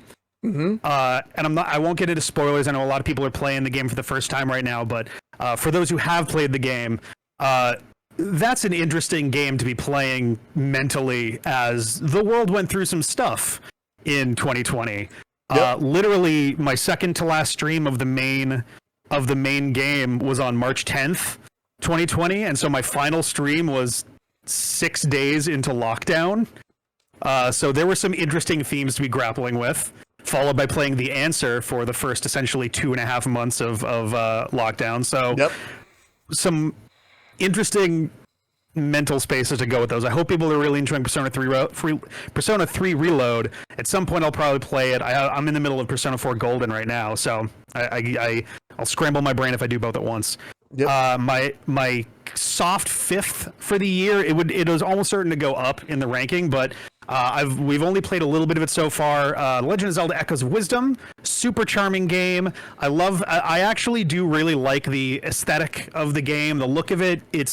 It's a really nice way of doing for Link's Awakening for the Switch. It was a nice way to high defify Link's Awakening in a way that does thematically match with the tone that they were kind of going for. It doesn't quite hit it all the way, but it did a really good job with that. And I actually really like how it feels with Echoes of Wisdom. I love the cloning mechanic and all the kind of like more magical sort of elements to it, where Zelda is less of a direct hand-to-hand fighter, but she has the ability to kind of get into that. That's really cool. In a lot of ways, it feels to me like a spirit, like we're finally able to get in some ways the third Oracle's game that we had wanted, 20 odd years ago. It has a lot of that DNA in there. Very like puzzle oriented, kind of broadly across the game in a way most Zelda games other than the Oracle games kind of aren't. If I can interject really quick, I never really thought of it that way before. And now that you had brought that up, it does have a lot of those elements and qualities that make it so approachable from a puzzle solving standpoint. Yeah. Right. awesome. It makes me kind of hope. I thought it after Link's Awakening too, but I would be absolutely down for if they, because they kind of do their in and out with like new game, re-release, or remake. If they were to remake the Oracle games with this same engine that we've had for Link's Awakening, which was already the same base engine, and Echoes of Wisdom, which has the same kind of vibes to it, I think people would be all about probably. I mean, it's been 20 plus years. A lot of folks will be playing it for the very first time on an extremely popular, current console if they do it for the Switch or the Switch 2. But I would put it high on the list. We haven't played that much of it yet. We played about. I actually don't know what percentage. We've done a single dungeon past the tutorial one, so we've got a long way to go. My number 4 right now would be, and this is a spoiler for, I saw at least one of my own viewers in the chat, so this will be a spoiler. Happy holidays, Merry Christmas, and all that. We have played Shadow Generations in full. None of the videos have gone up yet, but it's kind of my number 4 right now. It's a very good game. I've got some I wouldn't call them gripes. They're kind of more just like deep thoughts, I guess. But for one, instantly, this is a better use of Shadow than Sonic Forces got for its DLC. Episode Shadow with Sonic Forces was like an embarrassment of a DLC. Like, hey, here's 3 stages, a sort of boss fight, and then you're done. And I was like, oh, okay. For DLC, I was kind of expecting a little bit more meat on the bone. But it was like, okay, I guess we kind of got Shadow stuff. Here, it's like, okay, it's functionally a remake of Sonic Generations plus an entire second mode akin to like your Bowser's Fury or your Bowser Jr.'s oh my god, Minions. I forget. One of the Mario and Luigi kind of add-on and Super Mario things, but so already it's a much better use of Shadow. It does in a lot of ways. Someone had mentioned it feels like Shadow 2, which it absolutely does. It's interesting to me. For one, so I also won't get too much into the weeds on story here because there's some revelations, not like super deep ones. I think people probably, once you're an hour or so into the game, you probably have a pretty good idea where most of it's going to go. Yeah. But there's a few turns in there. It's interesting that because by the end of it, one of my big thoughts was, okay, cool. I hope that this factors into Shadow's characterization going forward. I hope that this is a meaningful part of him as a character. And then I remembered that this game is technically taking place at the same time as a game that came out over a decade ago, and we've had Shadow appearances since then. So, I don't know. Sonic lore is also extremely flexible and not all that important in the grand scheme of things. Yeah. That said, this is a game that actually does really love its Sonic and Shadow lore quite a bit. The one and only spoiler that I will give is maybe my favorite thing in the entire game, and the head writer, I don't know if it was Ian Flynn or somebody else, but whoever the head writer was probably looked down when they were kind of figuring out stuff they wanted to do and realized they had hit the absolute jackpot on plot beats because the reincorporation of the fake Chaos Emerald from Sonic Adventure 2 and the way they use it in this game is one of the most masterstroke arc welding little bridge builds of story writing I think I've ever seen in a video game. Yep. It's such a wonderful coincidence, the two things that they tie together with Shadow Generations. I thought that was a phenomenal creative way to add a little to it, explain why certain things go one way even if they have to also go another way. Beautiful stuff. They do slightly hand wave it at the very, very end, but the effort was there, and I think they got the vast majority of what they wanted done. Little sad that Infinite doesn't show up at all. I was kind of expecting he was the one really notable absence of Shadow's rivals himself. You kind of get a little of everybody else that Shadow's kind of gone toe to toe with, except for Infinite, which maybe that works as kind of a little extra put down that Infinite is just that unimportant to Shadow that he just doesn't even show up there. Yeah. I don't know. There's some other interesting things that they do related to the broad lore of Sonic that, again, I don't want to get too far into the weeds because there are some fun surprises. There aren't any Shadow levels, which I found weird. There's no levels from Shadow the Hedgehog, to the point where I thought that the constant use of Radical Highway was actually Westopolis at first. Yeah. Just because of the color tone they use is very, very red, more so than Radical Highway actually does normally. But the lack of any stages from the actual Shadow game was shocking to me. especially when they included Sonic Frontiers, which is a game that takes place after this. And like you mentioned before, Sonic Frontiers, where he's not even in the game in the first place, and you're getting a linear version of an open world location. It was a very odd sort of thing there, but interesting stuff. Incredible visuals. Lots of really wild visuals with that. My one thing that I would love to shout to the ether at Sega is these games are great. Please, no more rehash games for like 10 more years. We've had so many of them between the original Sonic Generations, Sonic Mania, Sonic Frontiers, Shadow Generations now, Sonic Origins. It's at least one of every 2 major releases they've done for the last like 12 years now have been games that reincorporate old levels again, or reimagine them, or literally just port them over. It's great that everybody loves Green Hill Zone, but I'm a little sick of it. Yeah, and I've been standing Chemical Plant Zone since the 90s, and I'm fucking sick of that too. Yep. I at the very least bring the music back if you're gonna do it. But yeah, I would love an original game. There's word on the street they're working on a sequel now for Sonic Frontiers. I really hope it's not just Cybercores again. I want something new to try to capture some of that old Sonic magic. My actual top 3. My number 3 is one that a lot of people talked about, so I won't bog people down a ton about it, which is Super Mario Party Jamboree. Yep. I think just about everybody here has played and loved it. It is my favorite Mario Party game. I don't even think it's particularly close. It's super accessible. The online, as folks were saying, is crazy solid. I haven't fallen out of a game once yet. And even in online matches, the frame rate seems to stay very stable. I don't know what they did, what they figured out, but the Switch runs beautifully for it. Also, all the boards feel very unique. Something that hasn't really happened like somewhere around 7 or 8, they started to feel like not just locations that the game happened, but actual kind of their own separate games themselves. And in this one, that's very much the case. All of the boards play so differently that they really do have completely different vibes. You're not going to play Rainbow Galleria the same way you play Roll Up Raceway. Like, it's just going to be a completely different story. So I really like that. There's a lot of replay value, and damn near exclusively bangers on the mini games. There aren't really any of them that I hate, and there are very few of them that I'm like, okay, this one. And that's only just because like they tend to be ones that are a little decided, or like the crane one with the 3 balls. Either you absolutely nail it as the solo player, or the team just kind of runs you down. Yep. But Jamboree, great time, always fun. My number 2 is, I'm not done with it yet, but I have been a fan of the old Dragon Quest III since I was a little guy. This is my childhood copy, in fact, from the Game Boy Color. Yep. And I have been loving the HD 2D remake. It is beautiful. The voice acting is a great fun addition. The look of everything is amazing. Everything's got a much more cinematic flair to it. I love the way I haven't beaten the game yet. I'm in like Act 2 essentially of the game.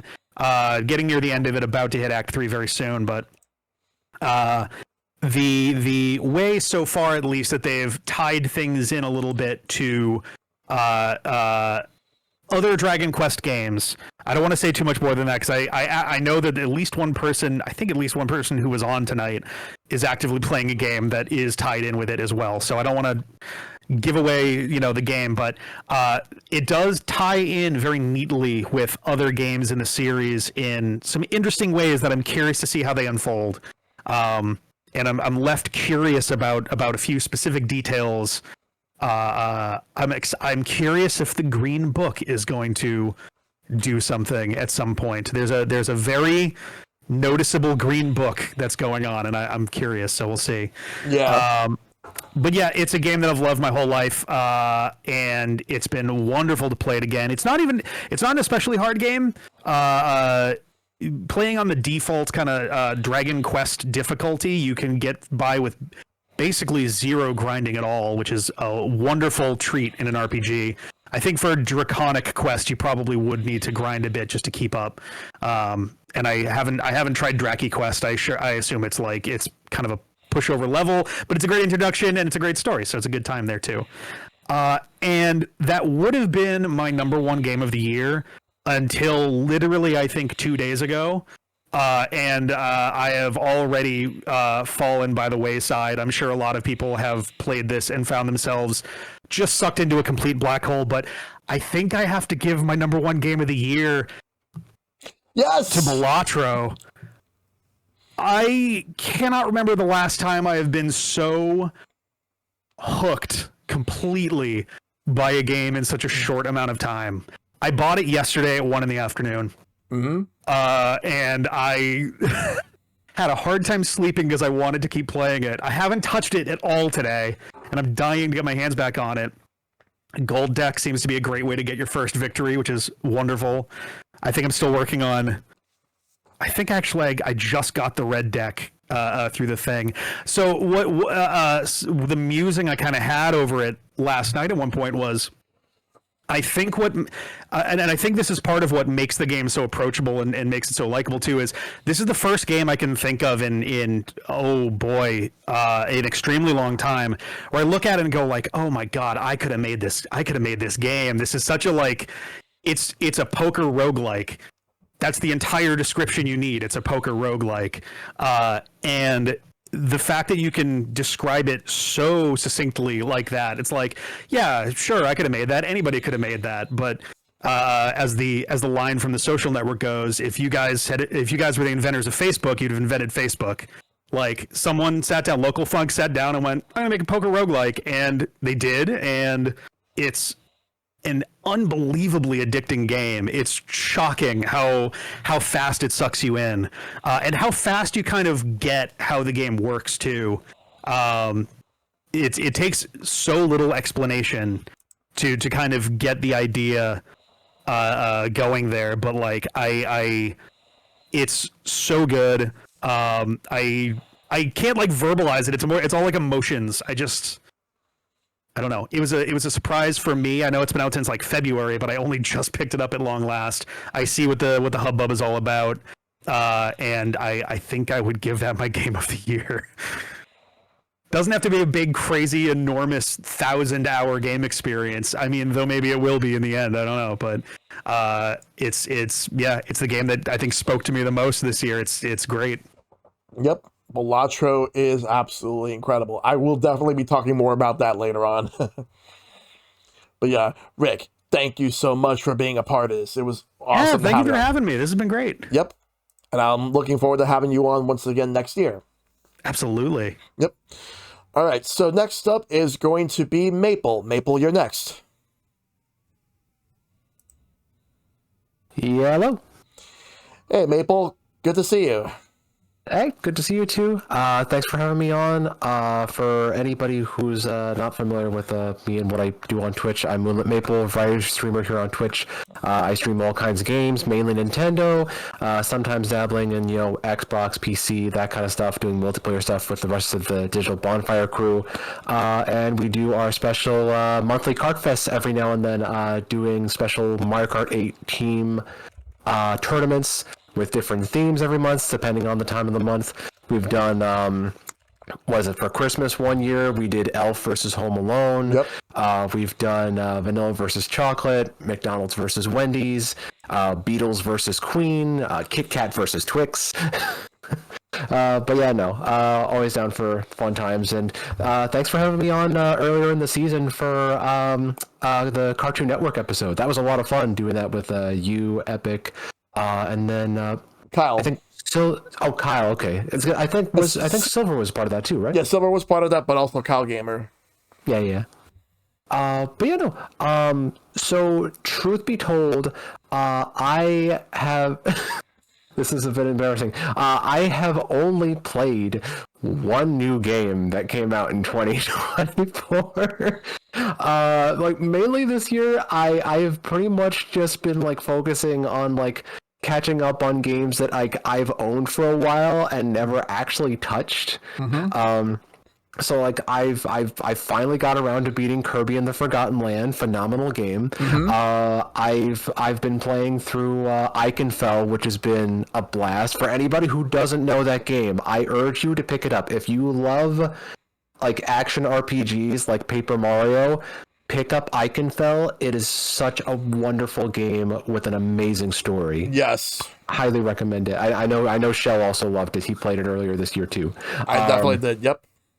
I will say, even though I haven't played it, if I did, because I love the original game on GameCube. Like, I love Paper Mario: The Thousand Year Door to death. It is one of my favorite games of all time. Yep. And I'm looking forward to picking up the Switch remake. Like, I do have it, and I plan on streaming that at some point real soon. It's really good. Yeah. So my one game, which I'm sure, like, Shell, you, Rick, Epic, you guys know what my one game is. It's Super Mario Party Jamboree. Yep. Like, I love that game so much. Just like, really, they knocked it out of the park with a lot of the mini games. There legit aren't any bad boards in this game, which is kind of difficult to pull off. I feel like in just about every Mario Party game, there's like that one board that is just kind of like a stinker to most people. Yeah. But like this one, like every single one of them is so unique, has like different functions and whatnot. Like I'm down to play any one of them. And like they also did a really good job with like some of the side modes. Like I really enjoy the new Bowser Kaboom Squad, the Koopathlon that they have in there. Which if I recall, I never really played any of the handheld Mario Party games, but I think that was in Mario Party DS. I think was it? Yeah. Yeah. But yeah, no, just like a lot of great mini games, some really nice side modes. I like that they kind of like dabbled in doing like kind of like your own like story mode where like you're trying to like help put together like get the party like set up for like everybody to get started. I feel like there are some ideas that like maybe needed like a little more time to like process, I guess, so to speak, because like I feel like some of like the boss games and stuff like probably like needed a little more development. But yeah, no, like overall, just like Jamboree has just been like such a blast of a great time, and like everybody was saying, like online functionality, connections, there's never really an issue with like people disconnecting in that game. Yeah. Yeah. The only issue that like I have from time to time is maybe just like the pacing with like the buddy mini games getting thrown in there, because some of them do take a very long time and kind of detract from like the rest of the game.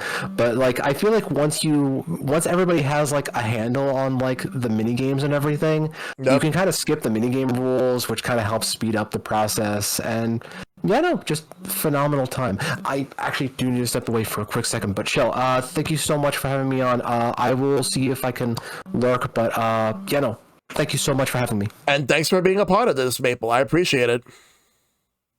Happy holidays, guys, and Happy New Year if I don't see you. Yep, Happy New Year to you too, Maple. All right, so Mantle, you're next. Hi everyone. For those who aren't familiar with me, I am Mantle Farrogs. I had the distinct for this year's season. I was on the 50th episode special, which was during Shellshock's birthday week, which is always a great time. And this year was especially fun. Just lots of good fun gaming. Do be sure to check that out on Shell's YouTube channel if you've not already. Mm-hmm. And I was also part of the Splatoon episodes. That's a lot of fun. Always love being here. Always love chatting games. As we are getting later, I'll try to be quick. And for those who've seen me on the special, I do like a couple really quick honorable mentions and then my top three. I am always very set, like, no, it's top three. Nope. One quick honorable mention is honestly, I want to go on ahead and say Yars Rising, which I have not gotten around to playing as much yet. But for those who don't know, the first console I owned was my NES, but the first console I ever played was my dad's Atari 2600. Yep. And one of his favorite games, and one that I grew up loving too, is Yars Revenge. Yars Rising is a spiritual successor to that. So do check it out if you get the chance. And if you want to try out more of the classic Yars style, it's either in some of the older Atari collections like 50th Anniversary or Yars Recharge, which is on Switch. Love the daylights out of that. Also, very, very brief honorable mention to to Paper Mario Thousand Year Door. Only reason that's an honorable mention is because I've not got to play it yet. But I know that this is how you do a remake. This is how you improve one of the greatest games of all time. And I'm hyped as hell to play it. We'll hopefully be getting to that in the coming year. Similar vein, shout out to Dragon Quest III's HD remake. Dragon Quest has long been one of those series that I have known more about than I've ever actually played. I'd mostly just played Swords on the Wii. I this month finally got into, played, and beat Dragon Quest XI. Nice. Thoroughly loved everything about it. I have now collected all the Dragon Quest games except for 10. And I've always known it's super popular in Japan, but I see why it is, because it feels like it's coming home.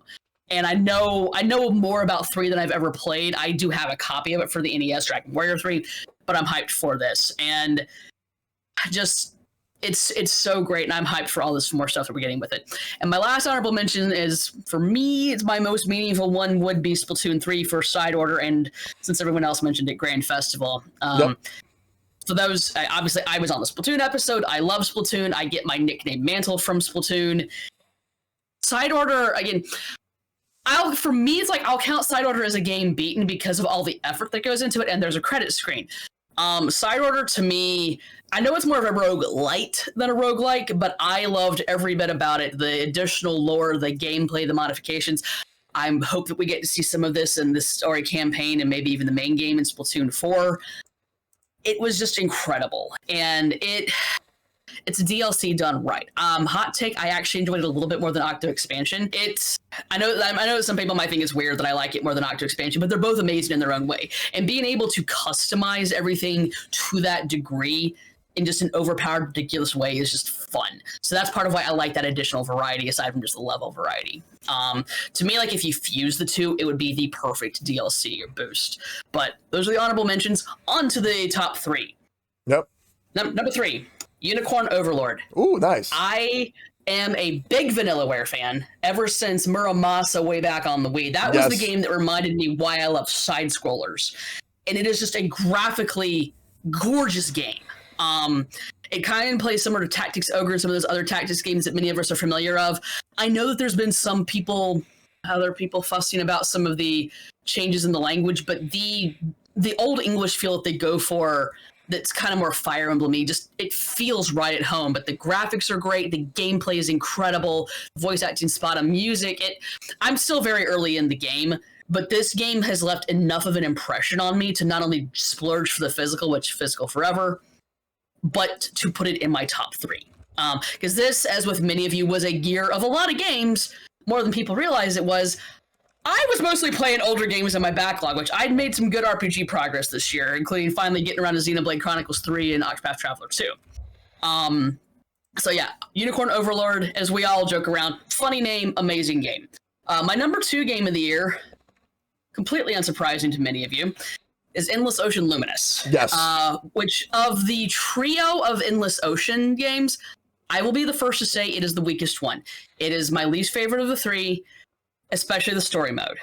But mute the robot, play multiplayer. Yeah. Multiplayer is where it's at. I still need to play more of this game than where I have, because it came out as I was about to move halfway across the country for a job, and I'm hopefully here in the city forever now. But the gameplay is great. There's the chill exploration, the diving. To me, the best Endless Ocean is still the first one, and Blue World is a very close second. They're both amazing. But Luminous, I'm just happy Endless Ocean is back. Yeah, so again, the multiplayer is where this game shines. Do give it a shot. It is still very, very, very fun. And again, I hope that we get a successor that really lives up to the original 2 on the Wii. Yep. But it's still worth playing. My game of the year, though, my absolute favorite from this year, I know it's not going to be surprising to any of you, is The Legend of Zelda: Echoes of Wisdom. Yep. Zelda is my favorite series in the history of everything.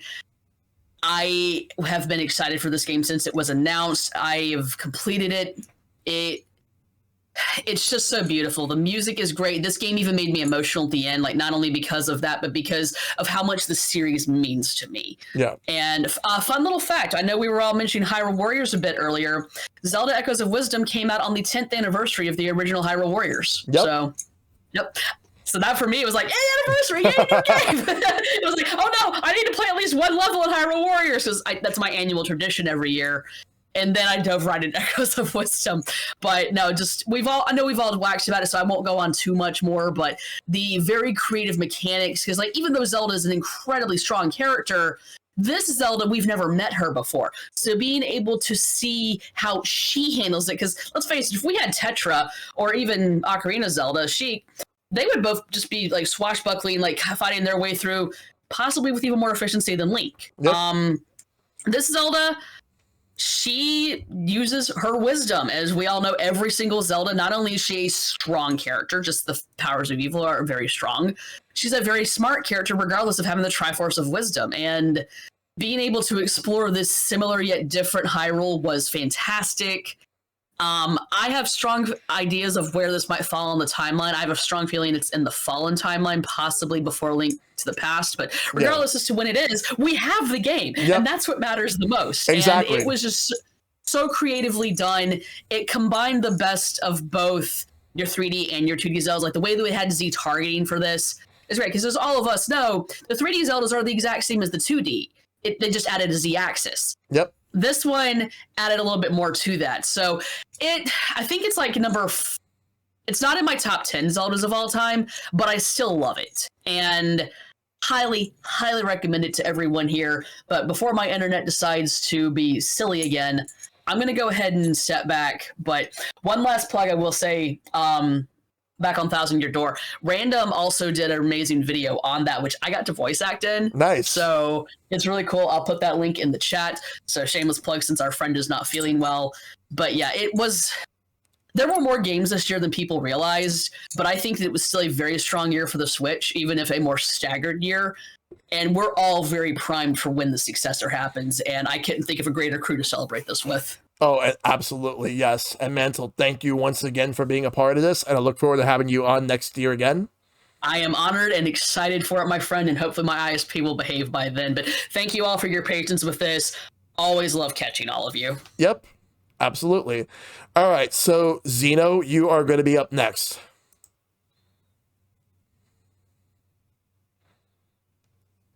Zeno? What are you talking about? Peter. Shellshock.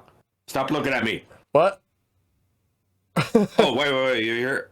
Who's this behind me? Oh, shit. All right. Anyway, how's it going, everybody? My name is Zeno Games TV. Well, just call me Zeno. Retro Gaming. And, of course, it was very fantastic to be able to join up on the Marvel vs. Capcom. Too bad that the Hedgehog. And I believe we have another guest that was here last time. I'm sorry, I just could not recall, but we all did the infinite handshake. Yeah, awesome. The other one was 112, who unfortunately couldn't make it tonight. Fortunately, he it's only 111. Didn't make it to 2. But let me be pretty frank with everyone here. I never really played much of modern games that we've been doing. As a matter of fact, some of y'all have already been noticed, I have been playing one game that pretty much have been on most people's site.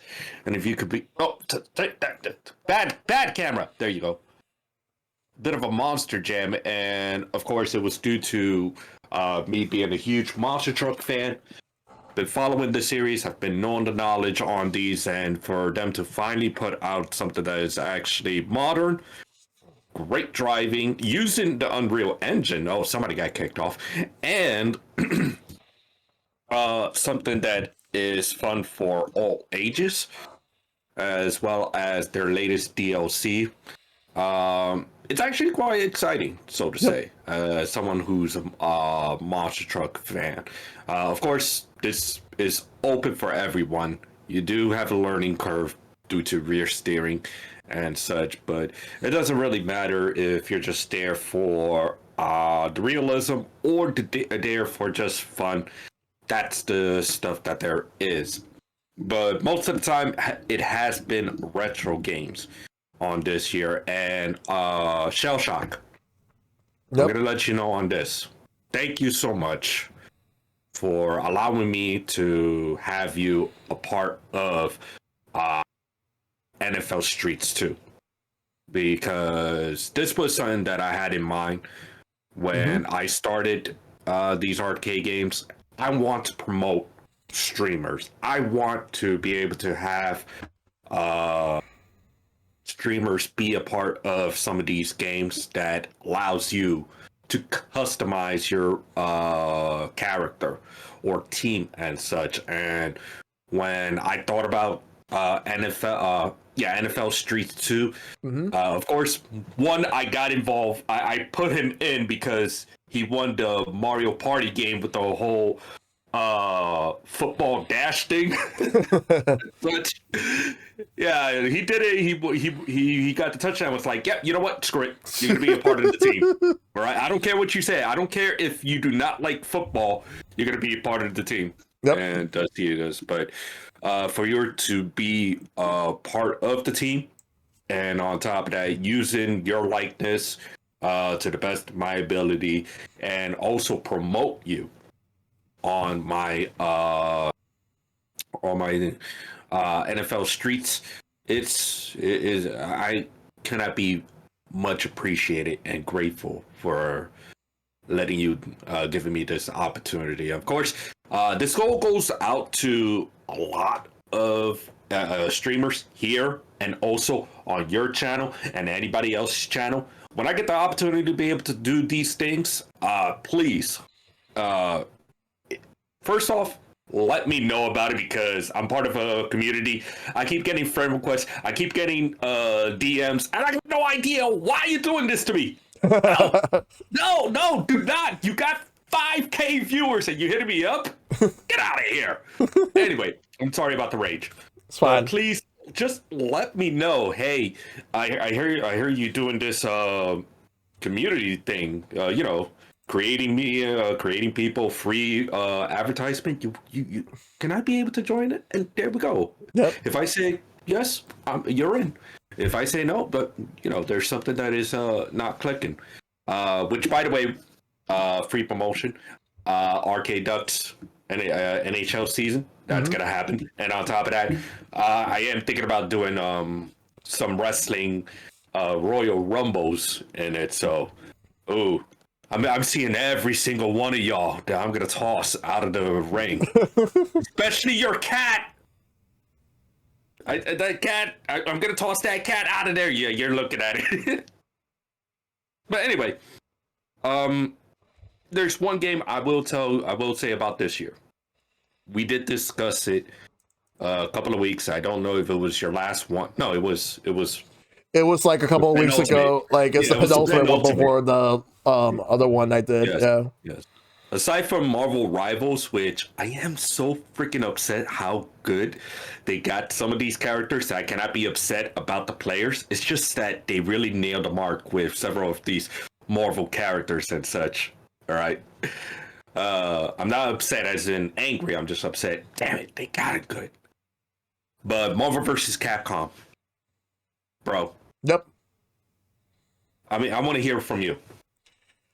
Oh, I'm gonna because I really want. I want to hear from you about your feelings about Marvel vs. Capcom. Yeah, I'm gonna go into full. I'm gonna go into full detail once it's officially my turn. Yeah. But I will say this, that I'm really glad that this collection is back, and I do hope that this is what's going to lead to Marvel vs. Capcom getting a new game in the future. That much I will say. I will go again. I'll go more into full detail later on, but that's all I'll say for that for now. I'll be pretty straightforward. I definitely wanted to get the physical copy before the digital copy.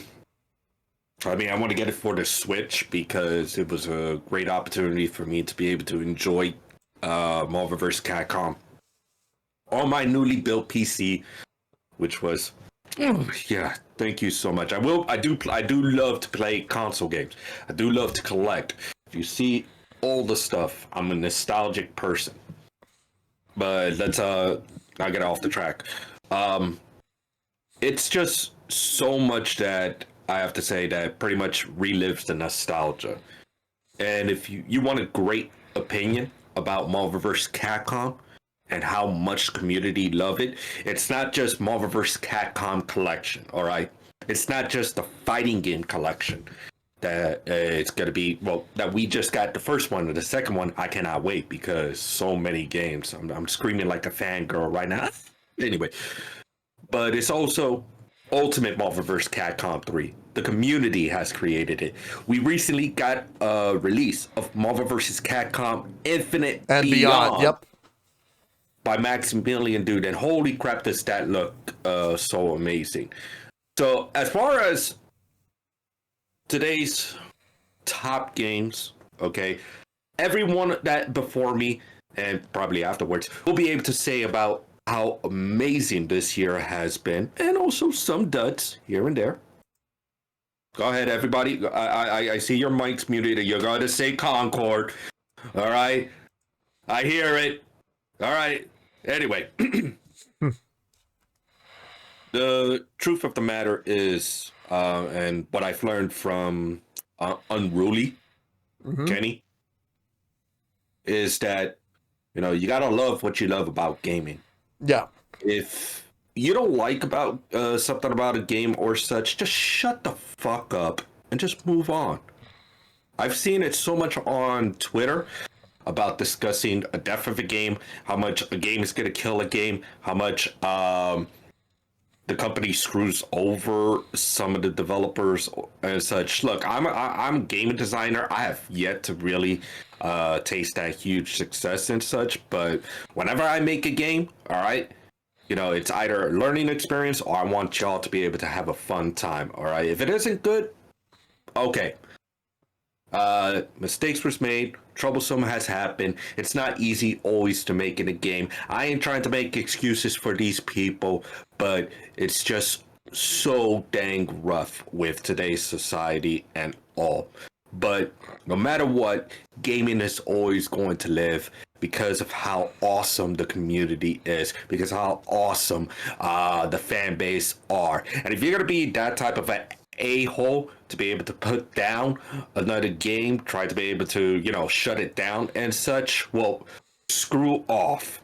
Because you're not that type of gamer that is going to support gaming in the future. Maybe you're young, maybe you're stupid, maybe you're ignorant. All right? I'm sorry I'm taking up your space on this one, Shellshock. No worries, no worries, no worries. Get off my chest, okay? Yeah. Gaming is gaming, all right? You're gonna love it, or you're just gonna be a poor man's child, just whining and crying for stupid reasons, all right? And as far as I would say Marvel vs. Capcom, bro, I gotta be able to play against you. Let's try to get this cross-platforming, all right? Capcom, I know y'all can do it, all right? Cross-platforming, Marvel vs. Capcom, so that I can be able to go up against ShellshockPrime and everybody else on this, or even the future games. And for y'all out there, this is Zeno letting y'all know to be awesome, don't be douchey, and stay awesome. Take care, and have a sweet, sweet time. By the way, I'm just gonna take your portrait right now, all right? But yeah, Zeno, I appreciate you coming through as always. Like, dude, we'll love to have you on again next time. Oh, definitely. Yep. And now it's my turn.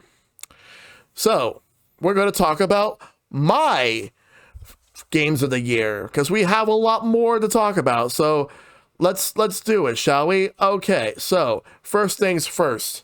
Let's talk about like my honorable mentions, which the way I'm not gonna do it by just talking alone and not showing it off. Just give me 1 second. You're gonna see me getting my games from this year because we got a couple. So I'm gonna make sure to get the ones that I want. And I normally try to grab mine too, but I was just trying to be more set for tonight. But you're the host. Show us what you got. Yep. So I'm gonna focus on the games that I did play. Hell yeah. With the exception, I want his Marty McFly vest.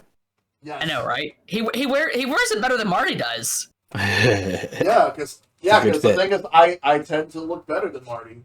Yeah, there you go. All right. Well, now you're just being Captain Obvious, but yes. Yep. Okay, so I got the ones.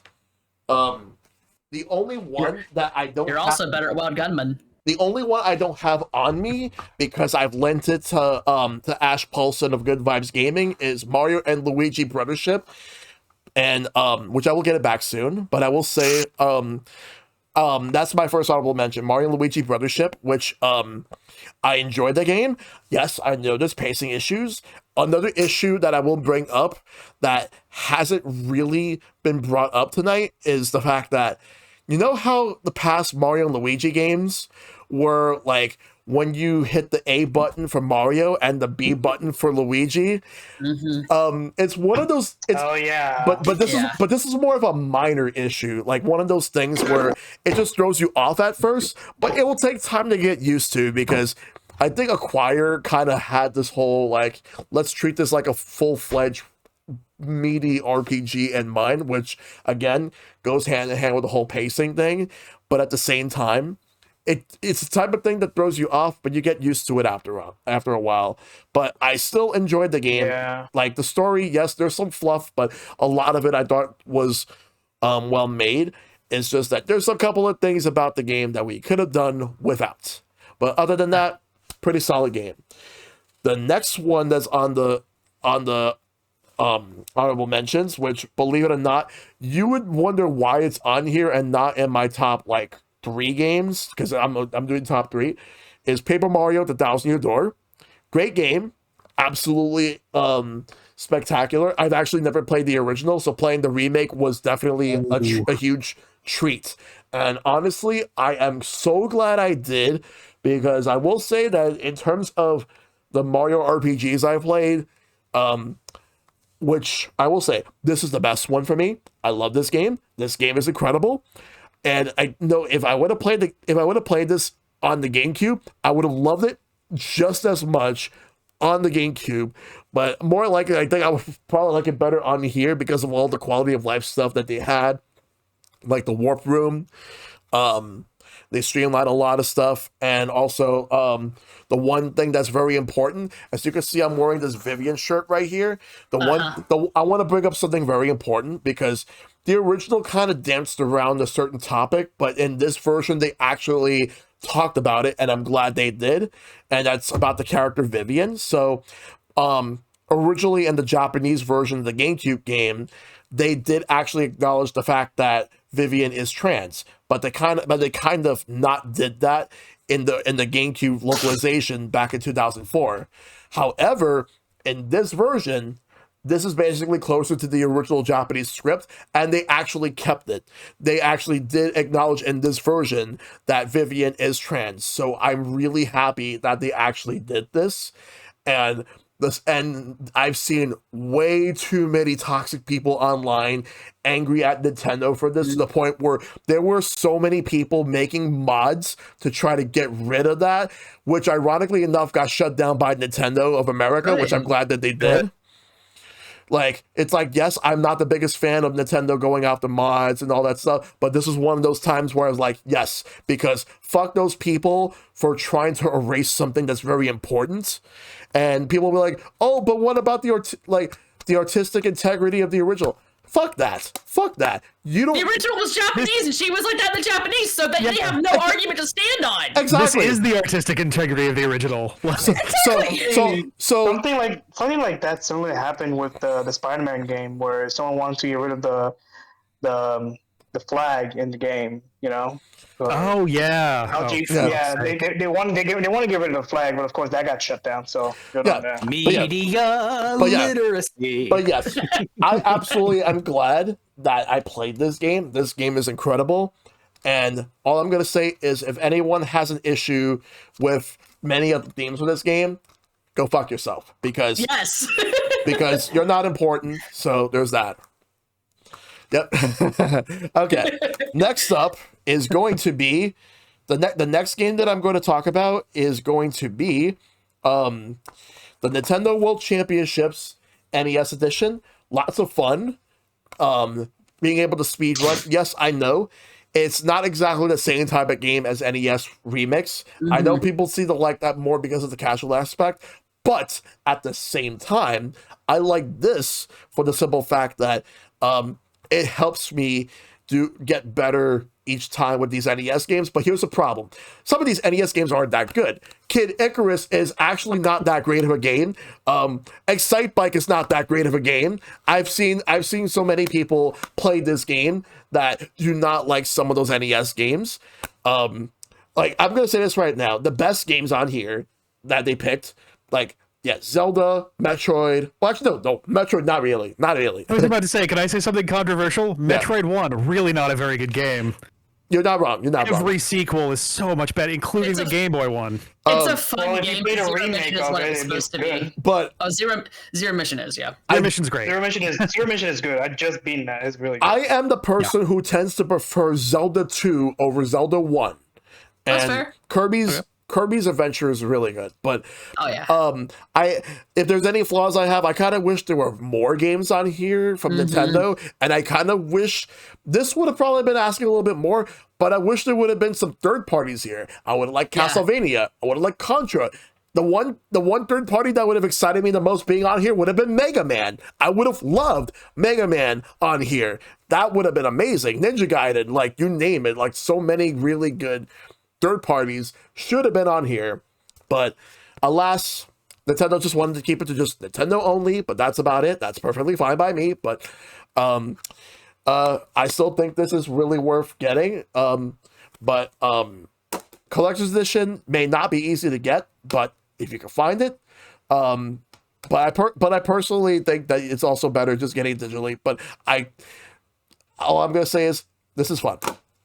If I may, real quick, for the championship, though, my biggest, I agree with you completely on games, but my big thing, I just love how it encapsulated the feeling of those championships from the original one way back in the day. So, yeah. So, Championship's so cool, they made a whole goddamn movie about them.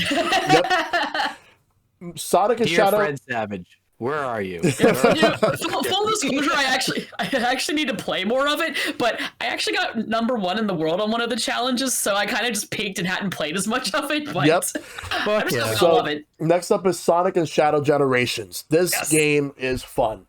While I have played Sonic Generations many years ago, the reason I'm bringing this up is for the Shadow part, the Shadow Generations, which is all new content.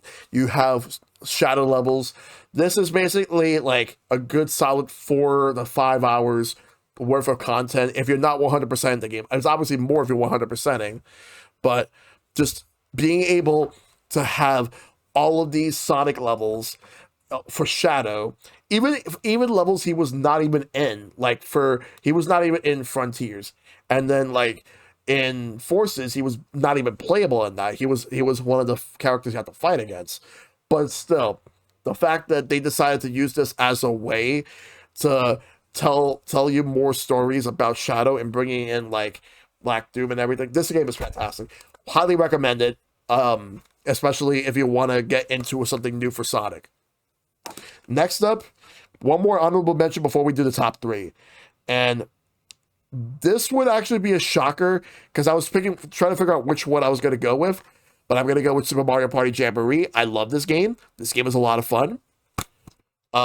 Being able to play this with people, whether it's like friends locally or online, especially with Mario Party Madness and all that, there's a lot of fun playing this game. The boards are fantastic. But I don't really need to say anything more that hasn't already been said. Bless you. Thanks. But this game, fantastic. So let's do my top 3. Now, my number 3, this one... Here's what will make my top 3. So if anyone has known the type of person I am, I love fighting games. And if anyone knows, like, if anyone has ever seen my Nintendo Direct reaction from June, they would know that I absolutely lost it the moment that Marvel vs. Capcom Fighting Collection was actually announced. I popped off so hard for this because I never thought that this type of collection would ever happen. I felt your reaction all the way down here, my friend. Because, yes. Your octave was impressive. Because here's the thing, that after Marvel vs. Capcom Infinite, there was kind of bad blood between Disney and Marvel and Capcom for years. And then I remember like in 2021, Maximilian Dude started the whole free MVC2 campaign, and which At first, I thought it just led to the Arcade 1-Up thing because there was someone who works for Arcade 1-Up that used to work for Capcom that was able to have the negotiations with Disney and Marvel. And he was only able to help Arcade 1-Up. He wasn't really going to help out Capcom for that. But then that June 2024 Nintendo Direct, which oddly enough, Jamboree was the one that followed it afterwards, which I find it funny, but it's like Marvel vs. Capcom. I would never have expected to see this in a Nintendo Direct because here's a fun fact. None of these games have ever appeared on a Nintendo platform until the Nintendo Switch release of this game. Mm-hmm. This was the first time because primarily they were on, back in the day, they were either on Sega Saturn or on the PlayStation. Mm-hmm. And then later they would stick to Sega, Nintendo, or even Xbox platforms, but never on Nintendo platform. Till now, like PlayStation had these games. Like there's on PlayStation, Switch, and PC, and next year it's going to come out on Xbox. But this is definitely something one of the collections of my dreams here. It was like I've had two already. Like 2 years ago was the Ninja Turtles Cowabunga collection. Now I got this. So that's number 3. Number 2 is The Legend of Zelda: Echoes of Wisdom. This game is fantastic. Finally, you get to play a Zelda in a proper like 2D Zelda game, rather mainline Zelda game. Loved it. This game has some really good puzzles. The mechanics takes a little bit of time to get used to, but the moment that you get into it, absolutely incredible. Absolutely loved it. I would have said that this probably would have been my game of the year this year, but it's not for one reason. Because my number 1 game of the year is, without a doubt, a game I never thought would absolutely be on my radar. I've heard some people rumble about this particular game earlier this year, like in late February and in early March. And then I'm like, you know what? I'm just going to buy it out of whim and just play it. And now I am so obsessed with it to the point where it's my number 1 game of the year. Balatro. Balatro is fantastic. Hell yeah. I did not ever expect Balatro to be the game that I would absolutely say is my game of the year. I love Balatro so much. Like being able to go and play poker, but with the whole like jokers being able to help you out, getting planet cards to change up how your hands are, like power them up, get arcana cards to help you. There's so many things you can do, and I'm not even like I've won a couple of runs, and I barely even scratched the surface of this game. There's still plenty of game left for me to get, plenty of game left for me to play. But local Doug absolutely knocked it out of the park because this game was actually made within 4 years. Like he started work on the game during the pandemic, and it just got to the point where he was working on some other games that never actually got released to the public. But then he decided, let's just release Balatro. He didn't think anything of it. Lo and behold, it would get nominations for so many awards, including Game of the Year. Like, imagine if, even at the Game Awards, like I know, yes, I'm glad that Astrobot won. I haven't played the game myself, but it totally deserved all the accolades and the praise. And I'm really happy for Team Asobi for the fantastic job that they made with that game. But my way of thinking is, if Balatro would have won Game of the Year, just one person made this game, the fact that he made it just out of a whim, like in the pandemic, because he had nostalgia for, like, there was this poker game that he played when he was young, and he wanted to make something similar, but with more advanced features that work for today's market. And who would have thought that a game like that would get all these accolades and all the support, and word of mouth spreads, like YouTubers and Twitch streamers have been going all over playing this game. I've seen some speed runs. There's a really good speed run from Summer Games Done Quick that I would absolutely say, like, to go check it out. Shout outs to Twitch streamer Sixa, who did a fantastic run. If you haven't seen it, go check it out. But Oh man, this was absolutely incredible. Like Balatro is like an experience that I didn't think I would have. Like people probably have a tough time trying to figure out what is their game of the year. For me, this was already dead set. I'm like, I was like in my mind, unless something comes up this year that was absolutely going to shake everything for me, Balatro was going to be my game of the year. And lo and behold, it was. I wish I had a chance to play Astrobot, but I don't have a PlayStation 5. I haven't had a chance to play Metaphor ReFantasio yet. I haven't played Final Fantasy VII Rebirth because I want to play Final Fantasy VII Remake first, but I'm purposefully waiting until the third part comes out because I want to play the whole thing all at once, and I will get to them when part 3 comes out, which will probably be like in 2 years or something, but we'll see. And there was another game that hasn't gotten mentioned that I would love to play, but I still have other games in this series to play first. And the game in question is Yakuza, or rather, Like a Dragon Infinite Wealth, which I originally started Yakuza 0 and I played it and beaten it this year for the first time. And I'm going to be playing other games in the series really soon. So I will get to that. I absolutely enjoyed Yakuza 0, and I'm looking forward to playing more games within that series. But I will say as well, in terms of everything, with video games in general, this year, not the greatest year for video games, but there was a lot of really good games that came out, and I'm really happy to have played it. Unfortunately, not everything about this year was good because last year I talked about like how there was a lot of layoffs in which that unfortunately a lot of people lost their jobs, but this year it actually was a lot worse, and not only a lot of layoffs regarding people who work in multiple video game companies, but also within the gaming industry. Like there have been some layoffs in like IGN. And one thing I want to bring up is that fuck GameStop for getting rid of Game Informer like the way they did, because everybody who worked for Game Informer found out that their last day was on a certain day that they said, oh, Game Informer's shutting down, and none of them even knew about it. They were blindsided to the point where like they had no idea. And it got to the point where like when someone like there was apparently a farewell message that that Game Informer made, but it wasn't exactly Game Informer. It was someone from GameStop who used AI to write a very soulless thank you to the fans. But then someone fucking despicable indeed, yes. But then somebody from Game Informer, who I have no idea who it was, actually made a very heartfelt and passionate farewell to the fans, the one that was meant to be made, and then it was deleted, and then the whole account got nuked.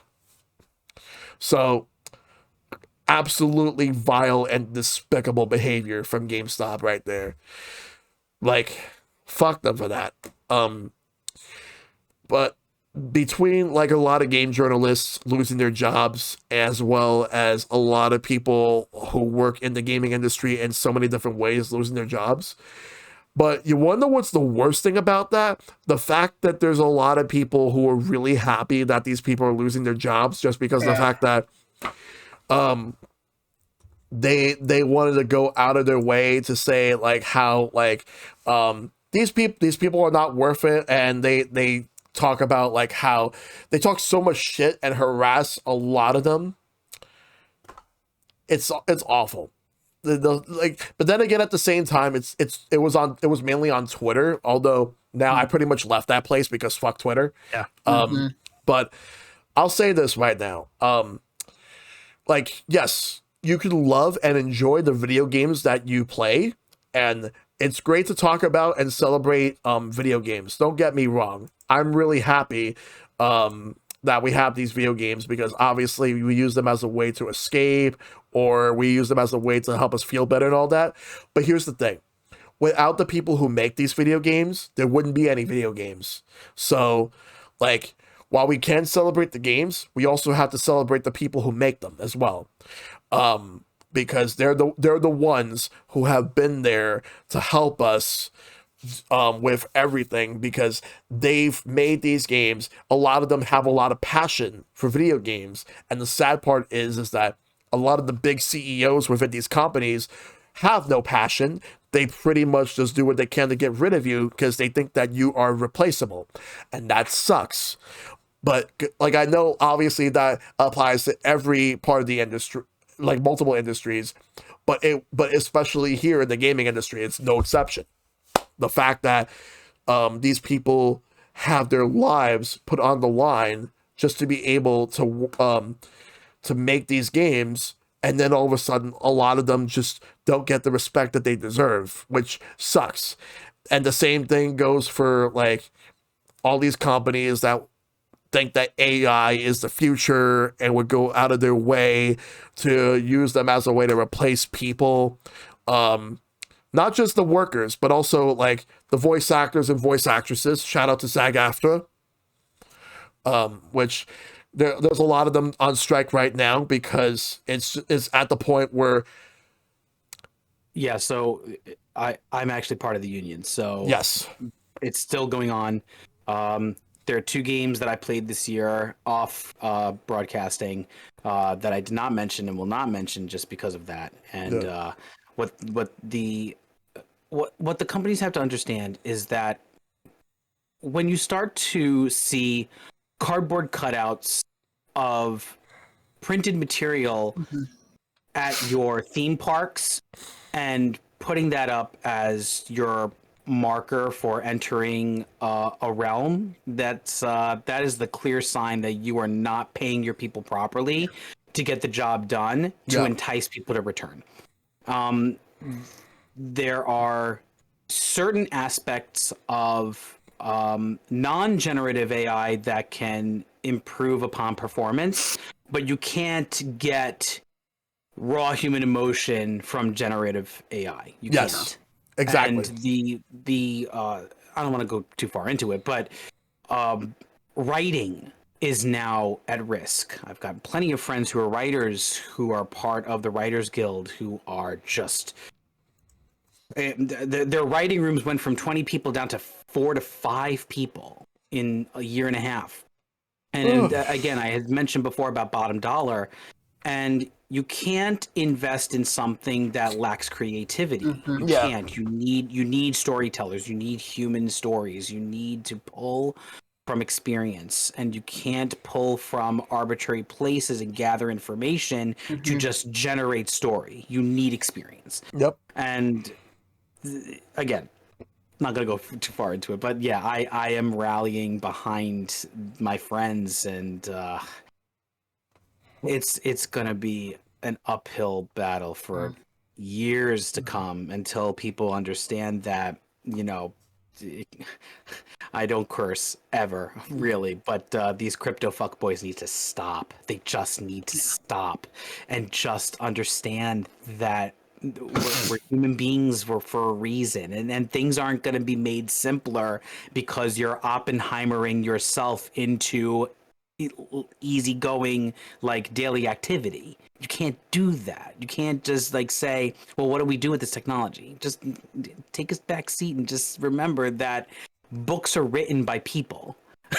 And those stories are told by people. So hopefully somebody within those walls will wake up and just be like, you know, maybe we were wrong about all this, but that's wishful thinking. It's like a post that keeps going around very frequently. It's like, we wouldn't mind like assistance with boring stuff like doing the dishes or sweeping your house, but not for the fun stuff that we want to do ourselves. That's not what this technology was made for.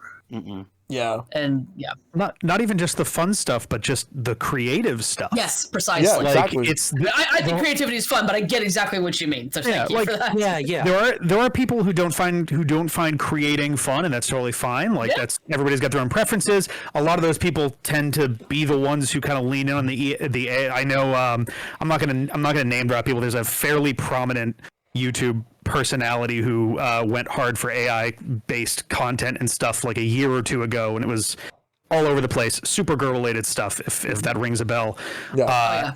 And one of the things that he talked about is like that he basically hates drawing because he finds it to be work, and it's like, okay, then don't draw.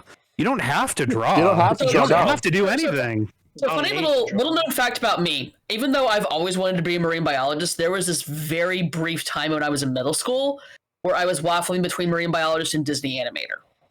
And I still like drawing. I'm pretty decent at it, but for me, it's like, I don't want this to be work. So I kept it creative for that, so that's not work. So yeah, no, I feel that. And no, just that we all of us are content creators in our own right. And we all understand that creation, regardless of your medium, regardless of that, you actually need soul in that. If it's just, I mean, at the very least, you'll get something like those silly scripts, which are meant to be dumb. That is a funny use of like Santa is bones, his hands are briefcases, stuff like that. When you're here, you're here. Y'all know the references. But Ron was made of spiders. He just was. Precisely. And when it's meant to be something impactful, something meaningful, something that lasts, it's like y'all said, you need to have that human element. And I joke around that I hate people, but I mean, this is different. Yeah. Like, again, you it's need hard. that. I mean, it's like, regardless as to where your own metaphysical thoughts or anything in line, for lack of a better word, it needs an actual soul. Yeah. So, yeah. I'm right there with y'all. Yeah, so that's Down just with AI, but I support cardboard cutouts. Yep. But Was yeah, that for your Labo? it looks like Labo. Looks like Labo cardboard. That's great. See, that's the thing, because like I believe in people expressing creativity and however they want to do it. You want to draw, you want to do graphic design, you want to do something with cardboard, paint, whatever it is that you want to do to express yourself in any way, and especially if you want to do game development. I salute you because you do what you want to do best. But me personally, all I care about is just for the people to just be able to do the things they're passionate about. And it's not just only making a living out of it, but also they're having a good time making it and sharing it with other people because of how passionate they are.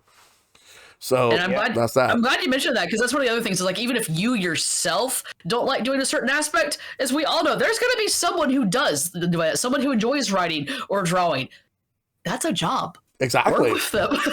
Yeah. I mean, that's part of like all of us, like whether it's any of the games or media that we play or watch, there's the credits, and that's not just a single person. So. Oh yeah, but yeah. So in terms of everything, in terms of like the best games of 2024, I pretty much said everything that I wanted to say about it. But I will say this. I'm not sure exactly in terms of gaming where things are going to head for the next few years. I know like there's talk about the Switch 2 and we don't know exactly what's going to happen with that. But we'll see what Nintendo has cooking. We'll figure that one out when that comes out.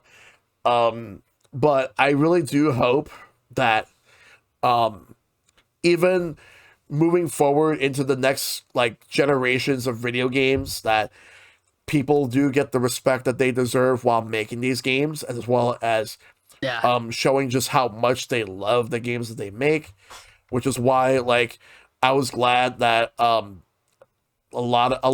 a lot of game developers that are speaking out about how not only how much they love the games, but why like everybody, no matter who or what you are, should always be able to play video games, and why like inclusion matters, and why like accessibility matters.